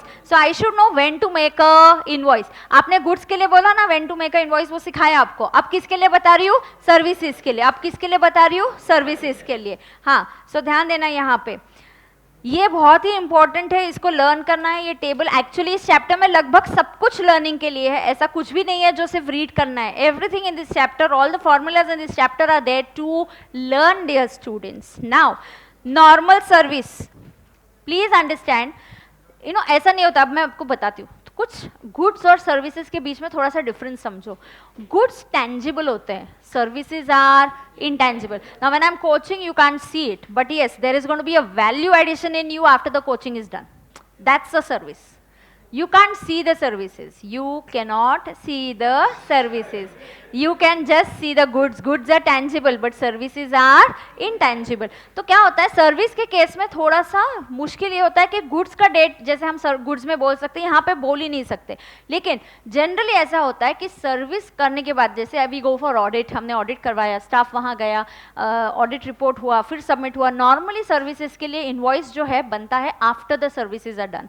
So law says you must raise the invoice within 30 days of the provision of service. कितने दिनों में? हैं विद इन 30 डेज। ऐसा ही होता है नॉर्मली सर्विसेज में, you send your articles, audit के लिए जाते हैं और फिर वो सर्विस होती है और उसके बाद हम लोग क्या करते हैं, we send the invoice. So you should raise the invoice within 30 days. So you should raise the invoice within 30 days. Yes. So normally you should raise the invoice within 30 days from date of supply, and 45 days extra time is given only to insurance company, banks, and NBFCs. Banks में बहुत ज़्यादा transaction होते रहता है, they have too much of workload, उनको बोला गया है आपको थोड़ा सा रिलैक्सेशन करेंगे। आप कितने दिनों में इनवॉइस बना सकते हो, 45 डेज में। सर्विसेज के लिए इनवॉइस कब बनना चाहिए, सप्लाई होने के विद इन 30 डेज। हाँ, आपको पहले ही बनाना है, बनाओ ना, पहले बनाया तो कोई प्रॉब्लम है ही नहीं। हम क्या बोल रहे हैं, make it with in 30 days. आप किसी को पहले इनवॉइस रेज करना है तो कर दो, there is no problem, but time limit is at least within 30 days तो इनवॉइस होना चाहिए। This is who is saying this, section 31(2). In case of cessation of supply, मतलब सर्विस स्टॉप कर दी बीच में, you stop the service. I tell you, give you an example. देखो, तुम देखो भी मत, मैं आपको एग्जांपल दूंगी, आप सही आंसर दे पाओगे। It's very logical. देखो स्टूडेंट्स, आर्किटेक्ट आता है, आपके होटल का डिजाइनिंग चालू करता है, एक 15 दिन कुछ डिजाइनिंग किया, आप बोलते हो कि नहीं मुझे ये जम नहीं रहा है, you know, your style of work and my style, my idea of my hotel ka interior work and yours is not, our taste is not matching, so you say let's stop the work. So architect says okay, let's stop कर दिया, लेकिन क्या बोलेगा वो आपको, मैंने 15 दिन काम किया, I will send you a bill for that. Yes. So अगर सर्विस बीच में स्टॉप हो जाती है, सेसेशन ऑफ सर्विस मतलब सर्विस सप्लाई आपने स्टॉप कर दिया, तो तुरंत जब सर्विस स्टॉप हो गई उस दिन तक का इनवॉइस रेज करना चाहिए। सो देखो यहाँ पे issue invoice at the time when the supply ceases. आज अगर आप आर्किटेक्ट तुरंत ऑफिस जाएगा, वो बोलेगा देखो अपने स्टाफ को बोलेगा आगे से अभी ये प्रोजेक्ट पे काम नहीं करना है, 15 दिनों के हिसाब से इनवॉइस मैं बोलता हूँ उतना तुम रेज कर दो। So you will raise an invoice when the service is stopped, cease हो गई, क्या हो गया, सर्विस इज सीज्ड और द सर्विस इज स्टॉप्ड। समझ में आ रहा है सबको? नॉर्मली सर्विस के लिए सप्लाई बिल कब रेज करना है, चलो जल्दी बोलो, विद इन 30 डेज। बैंक्स को विद इन 45 डेज, बैंक्स को within 45 days. Now let us understand, अगर सेसेशन ऑफ सर्विस हुआ, बीच में सप्लाई स्टॉप हो गया, the day you stop it, the time when you stop it, raise the invoice. Of course invoice will be only to the extent of supply. जितना 15 दिनों का supply भेजेगा ना आर्किटेक्ट, क्या पूरा सर्विस का बिल भेजेगा, उसने पूरा सर्विस प्रोवाइड किया क्या, नहीं, वो बोलेगा जितना प्रोवाइड किया उतना मैं बिल भेजता हूं, बरोबर। आगे कंटिन्यूस सप्लाई, तो यहाँ पे 3 सिचुएशंस है। कंटिन्यूस सप्लाई में यहाँ पे थोड़े 1 2 3 ऐसे अलग अलग सिचुएशंस है, समझ के लेंगे एकदम ध्यान से। तो सर्विसेज में 3 है। पहला, नॉर्मली सर्विसेज के लिए बिल कब रेज करना चाहिए, within 30 days. Banks, insurance company, NBFCs can raise the bill within 45 days. उसके बाद अगर स्टॉप हो गया service, the day you stop the service, that day raise the bill. Now come to continuous supply. Now continuous supply में आपको पता है क्या होता है, see I will tell you एक एक करके सिचुएशन, हर सिचुएशन का मैं एग्जांपल दूंगी, आपको तुरंत क्लिक हो जाएगा। देखो पहला, due date of payment is ascertainable from the contract, आपको ड्यू डेट पता है, is ascertainable. Then on or before the due date, जैसे मैं आपको बोलती हूँ, suppose you join some course for 1 year, कुछ 1 ईयर का आपने ट्रेनिंग या कोचिंग ज्वाइन कर दिया, ओके, जहाँ पे आप टैली प्लस और कुछ स्किल्स और कुछ सीखने वाले, पूरा 1 साल का कोई कोर्स आपने लगाया। व्हेनेवर द सप्लाई, सब यहाँ देख रहे हैं, सब यहाँ देख रहे हैं, whenever the supply is beyond 3 months, it is treated as continuous supply. It is treated as continuous supply. तो continuous supply में 1 साल का कोर्स है, फीस उसकी कुछ लाख भर रुपया है, तो आप बोलते हो कि लाख भर कोई एक साथ नहीं दे रहा है, तो आप बोलते हो कोई नहीं, यहाँ पे सेमेस्टर वाइज ड्यू डेट्स है। आप भी एक चीज समझो, क्या आप पूरी सर्विस होने के बाद पैसे लोगे? Will you wait for 1 year to take the money? Nobody is gonna wait. Continuous supply में पीरियोडिकली पेमेंट मिलता ही है तुमको, तो गवर्नमेंट बोलते तुमको मिल रहा है ना पीरियोडिकली पेमेंट, हमको भी टैक्स दे दो पीरियोडिकली। तो अंडरस्टैंड, जब कंटिन्यूस सप्लाई ऑफ सर्विस होता है, एक पहले देखो कि ड्यू डेट पता है क्या, तो तुम वो खोलने का, ब्रोशर खोलने का, एडमिशन फॉर्म खोलने का, उसमें पता चल रहा है कि हाँ ड्यू डेट दिया है, 1 लाख कैसे मिलने वाला है, ड्यू डेट दिया है। क्वार्टर, हर क्वार्टर की सेमेस्टर आपकी होती है, छोटा छोटा कोर्स रहेगा, तो आपका ही जैसे एक सेमेस्टर खत्म हो जाता है, आपको फीस पे करना है अगले सेमेस्टर का. So you pay the fees on 1st April, 1st July, October and 1st Jan. तो do you know the due dates? Yes. तो ये ड्यू डेट्स पे इनवॉइस बनना चाहिए. ऑब्वियसली तुम क्या बोलोगे, स्टाफ को क्या बोलोगे, आज 1st April आ गया है, चलो ये सबसे इनवॉइस भेज दो, एक रिमाइंडर लेटर भेज दो, तब जाके लोग पे करेंगे. नेक्स्ट 1st July आ गया, चलो रिमाइंडर लेटर 2 भेज दो कि your payment is due for the next sem. Correct ना? जहां पे due date is ascertainable, due date के टाइम इनवॉइस बनना चाहिए आपका. Is that clear? ओके. दूसरा, अगर the due date is not ascertainable, if the due date is not ascertainable, मतलब आपने कोई ड्यू डेट स्पेसिफाई नहीं किया है, due date is not specified. Very rarely it will happen that a person doesn't specify, but the due date is normally specified. But due date is not specified. Then जब payment मिला तब तो आपने उनको बोला था 1,00,000 रुपए में से एक ड्यू डेट इज स्पेसिफाइड, तो वो ड्यू डेट पे इनवॉइस बनना चाहिए. दूसरा, आपने ऐसा सिचुएशन था कि ड्यू डेट बोला ही नहीं, आपने बोला पूरा पेमेंट पहले ही आ जाएगा, या आपने बोला कि जैसे आपको होगा आप वैसे पेमेंट करते जाओ, हर 2-2, 3-3 महीने में just keep depositing 20, deposit 30,000 is free. आपको मतलब देव गिवन यू अ चॉइस कि कैसे आपको फ्लेक्सिबिलिटी दी है आपको पेमेंट करने का. Then is the due date ascertainable? No. Then actual date देखो, पेमेंट कब आया, अच्छा 20,000 10 मई को आया, सो 10 मई को इनवॉइस बनना चाहिए. सो पहले ड्यू डेट देखने का, ड्यू डेट है तो ड्यू डेट पे इनवॉइस बनाने का. If due date is not there then actual payment का डेट देखने का. अगर एक्चुअल पेमेंट का डेट भी नहीं है या पेमेंट इज लिंक्ड, ये अलग अलग सिचुएशन. अभी देखो, payment is linked to completion of an event. इसका एग्जांपल देती हूँ मैं आपको. जैसे बिल्डिंग का कंस्ट्रक्शन चालू होता है, सो यू नो बिल्डिंग का कंस्ट्रक्शन का काम चल रहा है, अभी बिल्डिंग यहाँ तक रेडी है, the building is ready till here. Then कुछ दिनों के बाद यहाँ तक रेडी हो गया और कुछ एडिशनल फ्लोर्स हो गए, लगभग कंप्लीट होने को आई है. तो आपने क्या बोला, मिस्टर एक्स आता है, बिल्डिंग देखता है, घर पसंद करता है, वो भी पूरा पेमेंट आज नहीं करेगा, वो बोलेगा मैं क्यों पूरा पेमेंट करूँ, तुम्हारा घर रेडी है क्या? नहीं. तो जब बिल्डर्स के पास आप जाते हो, कंस्ट्रक्शन जो है is extending for 1 minute.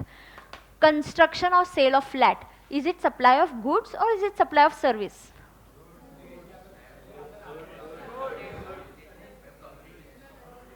Sale of flats to the customers is what? Goods.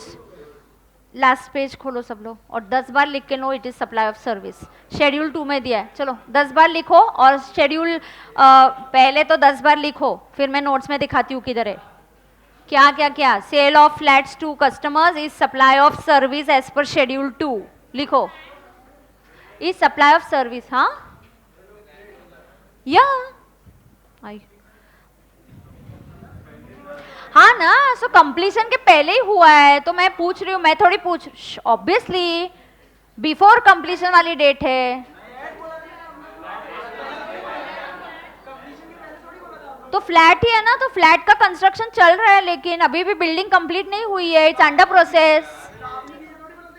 मैं तुमने पूछा क्या, मैं क्यों बोलूँ, जितना डेटा दिया है उससे सॉल्व द प्रॉब्लम. कुछ भी मैं अगर आपसे आंसर एक्सपेक्ट कर रही हूँ, ये सप्लाई ऑफ गुड्स है या सप्लाई ऑफ एस है, माने ही आपको पैसे कंप्लीशन की डेट के पहले मिले. अगर कंप्लीशन के डेट के बाद मिलते वो तो एग्जाम सप्लाई हो जाता है, फिर जीएसटी नहीं लगता. फिर तुमने आंसर गुड्स गुड्स क्यों बोल रहे तुम लोग, गुड्स कहाँ से हुआ, गुड्स वाला आंसर तो है ही नहीं, तो गलती तुम्हारी है. 10 बार लिखो, चलो आर्ग्यू करने का नहीं मुझसे. लिखो ओए, 10 बार लिखो, नहीं तो 15 बार लिखने को लगाऊंगी. चलो लिखो,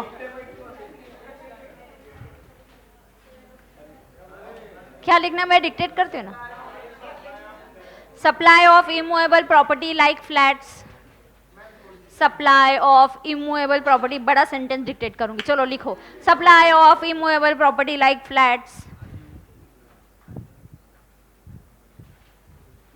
supply of immovable property like flat is treated as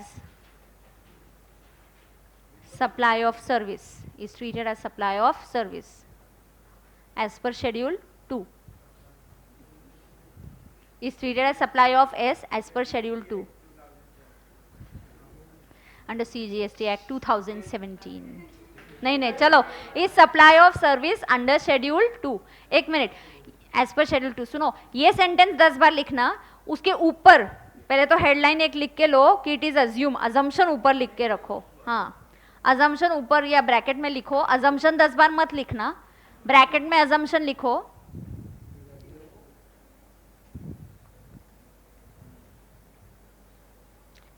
assumption लिखो. Consideration is received, consideration is received before, consideration is received before completion or first occupancy, before completion of first occupancy, whichever is earlier, before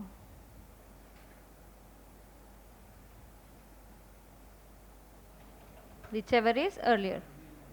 ये देखो यहाँ पे, ये देखो S है, supply of service है. Goods कहाँ से बोलते हो तुम लोग? या तो एग्जम्प्ट होगा और टैक्सेबल हुआ तो वो सप्लाई ऑफ सर्विस माना जाएगा. हाँ, फिर 15 बार लिखो और 5 बार लिखा. सब लोग एस बोल रहे थे फिर भी जोर से मेरे को बोला नहीं, डबल पनिशमेंट.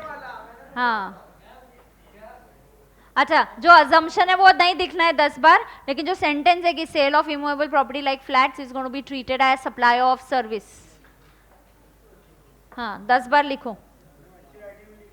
हाँ एकदम अच्छी हैंड राइटिंग में.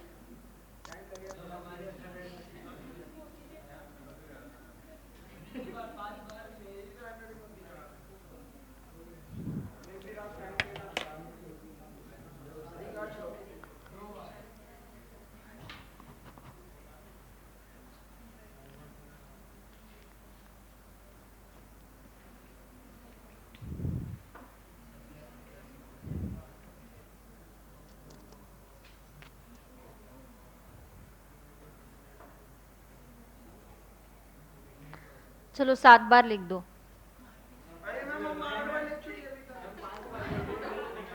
तू कंप्लीट कर दे, तेरा स्पीड बहुत फास्ट है. गुड.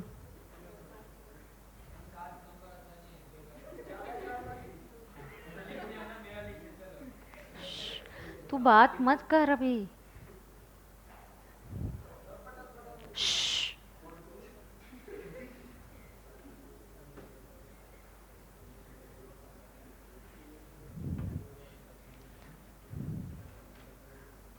ये मैंने नोट्स का रेफरेंस आपको दिखाया है, आप स्क्रीन पे देख सकते हो.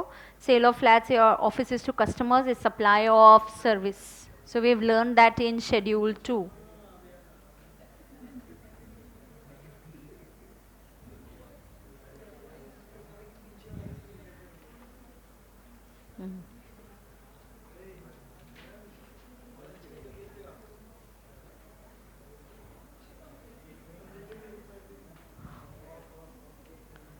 हुआ लिख के सबका?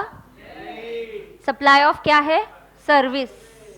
इसलिए उसका एग्जाम्पल यहाँ दे रही हूँ. तो अगर सेल ऑफ फ्लैट्स आता है तो याद रहे ये सर्विस है, इसका टाइम ऑफ सप्लाई एस के हिसाब से होगा और ना कि जी के हिसाब से. This is a continuous supply of service. जब बिल्डर आपको फ्लैट बेचता है और उसका कंस्ट्रक्शन 3 महीने के ऊपर जाता है, this is going to be treated as supply of service. Now यहाँ पे बिल्डर क्या करता है? आप जब फ्लैट देखने जाते हो, ओके हो गया लिख के? Write fast, then look here straight.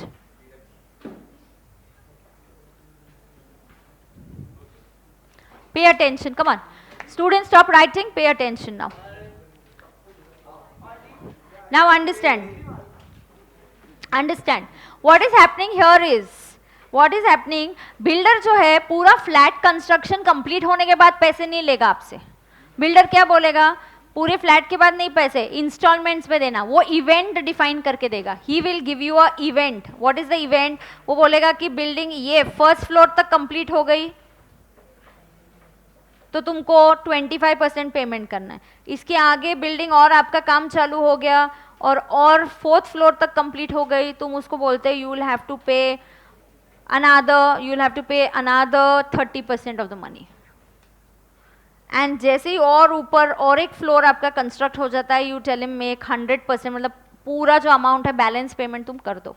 तो आपने ड्यू डेट नहीं दिया, क्यों? क्योंकि आपको पता नहीं है आपका बिल्डिंग का फर्स्ट फ्लोर कब तक, कौन से दिन को कंप्लीट होने वाला है। यू डोंट नो आपके फोर्थ फ्लोर कौन से दिन को कंप्लीट होने वाला है, इसलिए ड्यू डेट नहीं दिया, इवेंट से लिंक किया।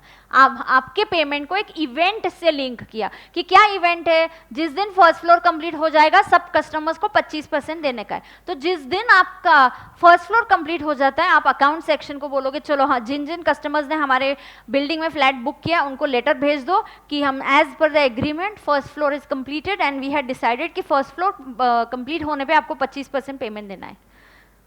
Then that event, happening of that event, उस इवेंट के टाइम तुमको इनवॉइस बनाना पड़ेगा। अगर ड्यू डेट है तो ग्रेट, ड्यू डेट। अगर ड्यू डेट नहीं है तो एक्चुअल डेट। अगर आपका पेमेंट करना किसी इवेंट से लिंक किया गया है, वो इवेंट के डेट पे इनवॉइस बनाना है, वो इवेंट के डेट पे इनवॉइस बनाना है। Is that clear to everybody? Event के केस में इवेंट से लिंक किया, इसका एग्जाम्पल क्या है? Construction of building, sale of flats, it is link to a event. First floor completed इतना दो, फोर्थ फ्लोर हुआ तो इतना दो। So these are events. इस इवेंट्स के टाइम इनवॉइस रेज करना है। Is that clear to everybody? Okay, so ये मैंने बोला section 31, this is the date when you have to make the, this is the date when आपको क्या करना पड़ेगा, इनवॉइसेस बनाने पड़ेंगे। आगे अब हम सीखेंगे TOS for services and forward charge.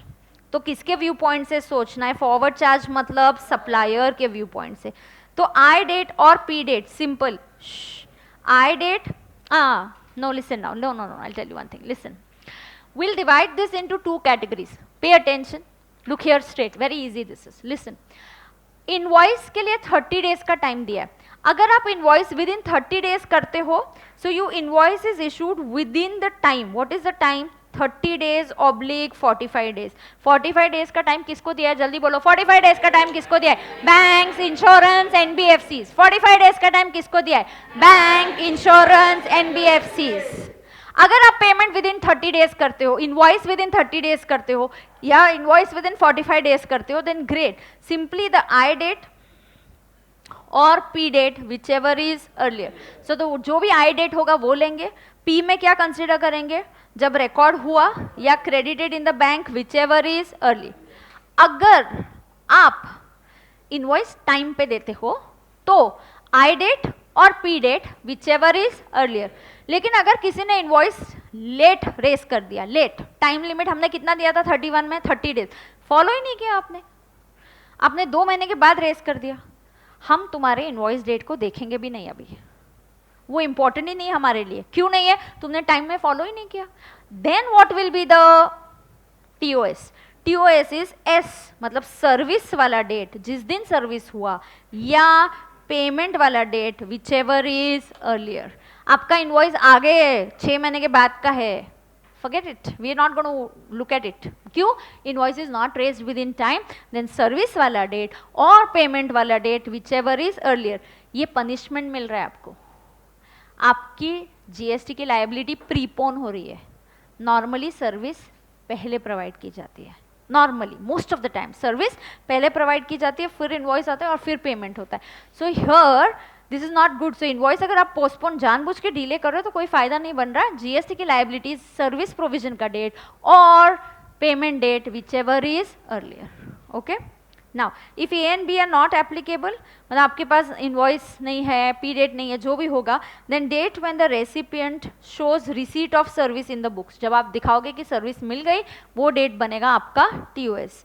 And payment in excess of 1000 is received, 1000, same, TOS is invoice date of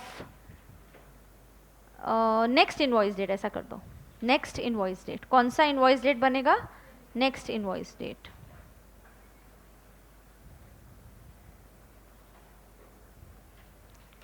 next invoice date कर दिया। क्वेश्चन 6 करेंगे सॉल्व। पढ़ो क्वेश्चन 6 जल्दी से, फिर हम सॉल्व करेंगे।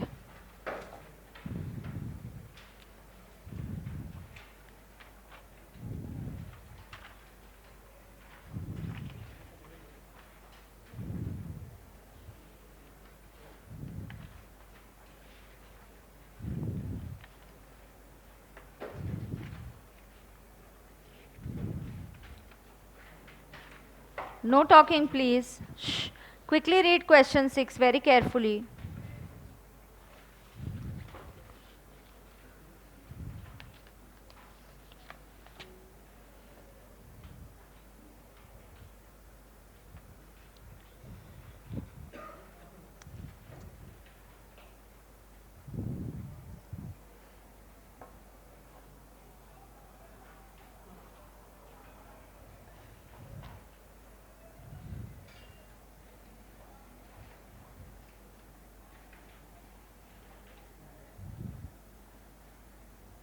क्वेश्चन में देखो, booking of a convention hall, मतलब आपको रेंट पे मिल रहा है convention hall. Renting of anything is treated as supply of service.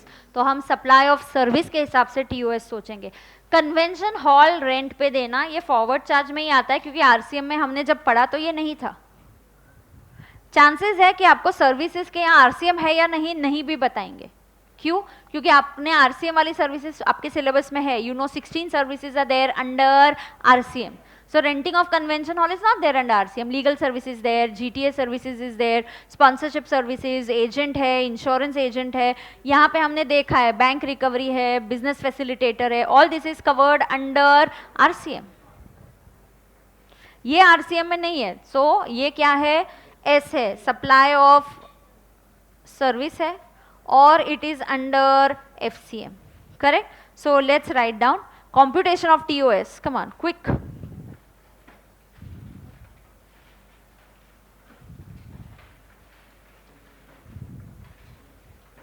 Question number कौन सा है? 6. शाबाश, चलो जल्दी करेंगे. Computation of TOS, facts, supply of service. Computation of TOS में क्या है? Supply of service. और सप्लाई ऑफ सर्विस में क्या है? एफसीएम. तो किसके व्यू पॉइंट से सोचना है? सप्लायर. सर्विसेज में कुछ ऐसे क्लॉज होते हैं, was the invoice raised within the time limit और was it raised beyond the time limit. Yes. Now you know we can note it down. Listen, यहाँ पे पेमेंट आपको 2 बार मिला. ध्यान रहे, अभी 2 मिनट के लिए आप मत लिखो. आप क्वेश्चन में से देख के मुझे डेटा बताओ. I will give you time to write. सब लोग मुझे डेटा देख के बताएंगे प्लीज. एवरीबडी. हाँ, अब देखो, मैं लिखूंगी. अभी मैं 2 बार वर्किंग करना पड़ेगा, पता है मुझे टीओएस का, क्योंकि पेमेंट आपको 2 बार मिला. एक बार एडवांस मिला. कितना एडवांस मिला? 3000. So once you got an advance of 3000, and what else did you get? And you got the balance of 12000. Now see, amount 3000 मुझे एडवांस में मिला, फिर मुझे 12000 बैलेंस पेमेंट मिला. तो इसमें से पहले तो मुझे बताओ कि सर्विस का डेट क्या है. नाउ यहाँ पे फर्स्ट सर्विस का डेट क्या है? आपने सर्विस कौन से डेट पे लिया? रेंट हॉल का आपका फंक्शन कौन से दिन पे हुआ? किधर है क्वेश्चन? एक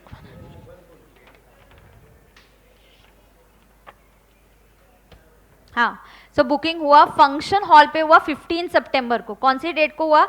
15 सितंबर. वो दोनों केसेस में सेम रहने वाला है, 15 सितंबर. आपने इनवॉइस कब बनाया? आई डेट क्या है आपका?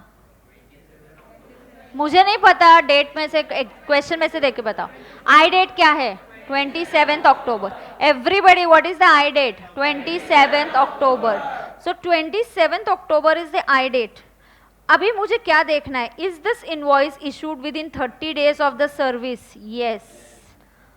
Yes. Is it issued within 30 days? 15 सितंबर के बाद 15 अक्टूबर को हो रहा है. हाँ, तुम्हारा ध्यान नहीं है इसलिए मैं बोल रही हूँ. ध्यान दो. Problem solving is happening. Concentrate. No talking please. No. So invoice is not raise within 30 days. अगर इनवॉइस 30 डेज में नहीं रेज होता है, then it is service date और payment date, which ever is earlier. मतलब यहाँ पे payment का डेट, मुझे 3000 एडवांस कौन सी डेट पे मिला? 6 में. एंड 12000 पे कब हुआ? 3rd. नाउ टीओएस का फॉर्मूला यहाँ पे होगा date of provision of service. Okay, TOS का फॉर्मूला क्या होगा? Provision of service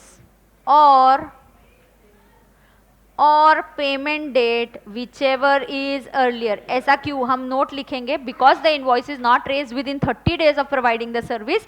TOS is equal to provision of service और payment date which ever is earlier. Yes, so over here TOS will be 15 September or 6th May. What is coming earlier?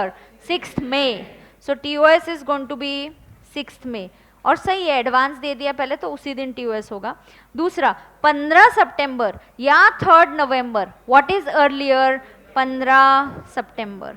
So this is your TOS. 3000 के लिए TOS 6 मई को आएगा, 12000 के लिए TOS 15 सितंबर को आएगा. Ma'am एक ही सर्विस है लेकिन अलग अलग TOS आएंगे. हाँ, गवर्नमेंट बोलती है तुमको पेमेंट 2 बार मिला ना, हमको भी टैक्स 2 बार दो.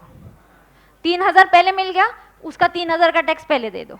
सो जितनी बार पेमेंट मिलेगा उतनी बार हमको TOS निकालना पड़ेगा. राइट?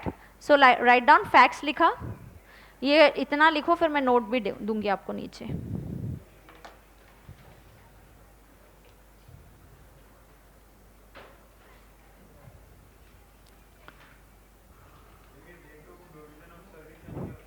जिस दिन सर्विस मिला, यहाँ पे सर्विस कौन सा है?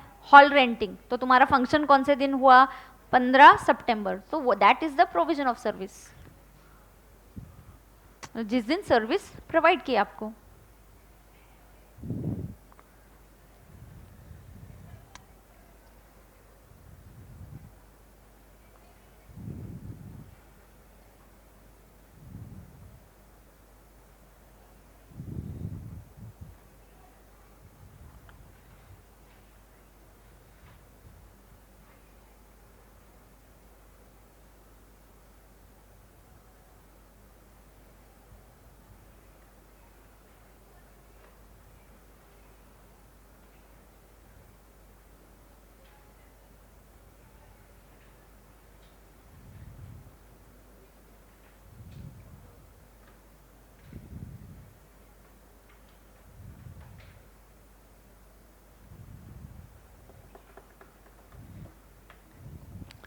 डन है क्या?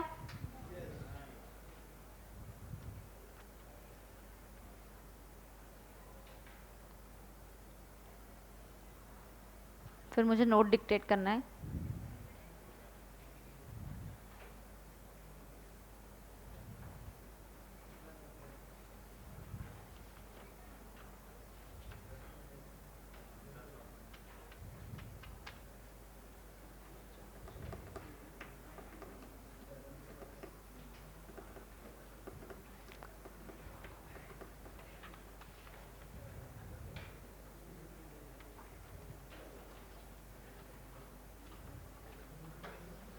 डन है. नाउ नोट लिखो. In this problem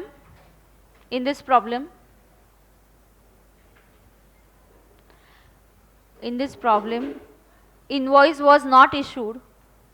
In this problem invoice was not issued within. In this problem invoice was not issued within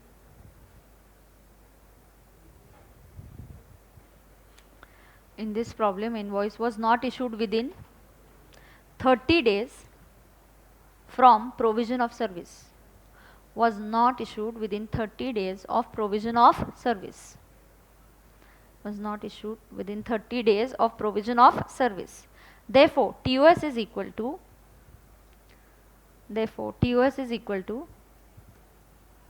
what will be TOS in that case? Yes, date of provision of service or payment date. Date of provision of service or payment date, whichever is earlier. Therefore TOS is equal to date of provision of service or payment date, whichever is earlier. Or payment date, whichever is earlier. Moving ahead, next question, question 7. Break अभी चाहिए? Continue कर लो ना. You want a break now? Okay, take a break and come back fast. Timer on करती हूँ मैं.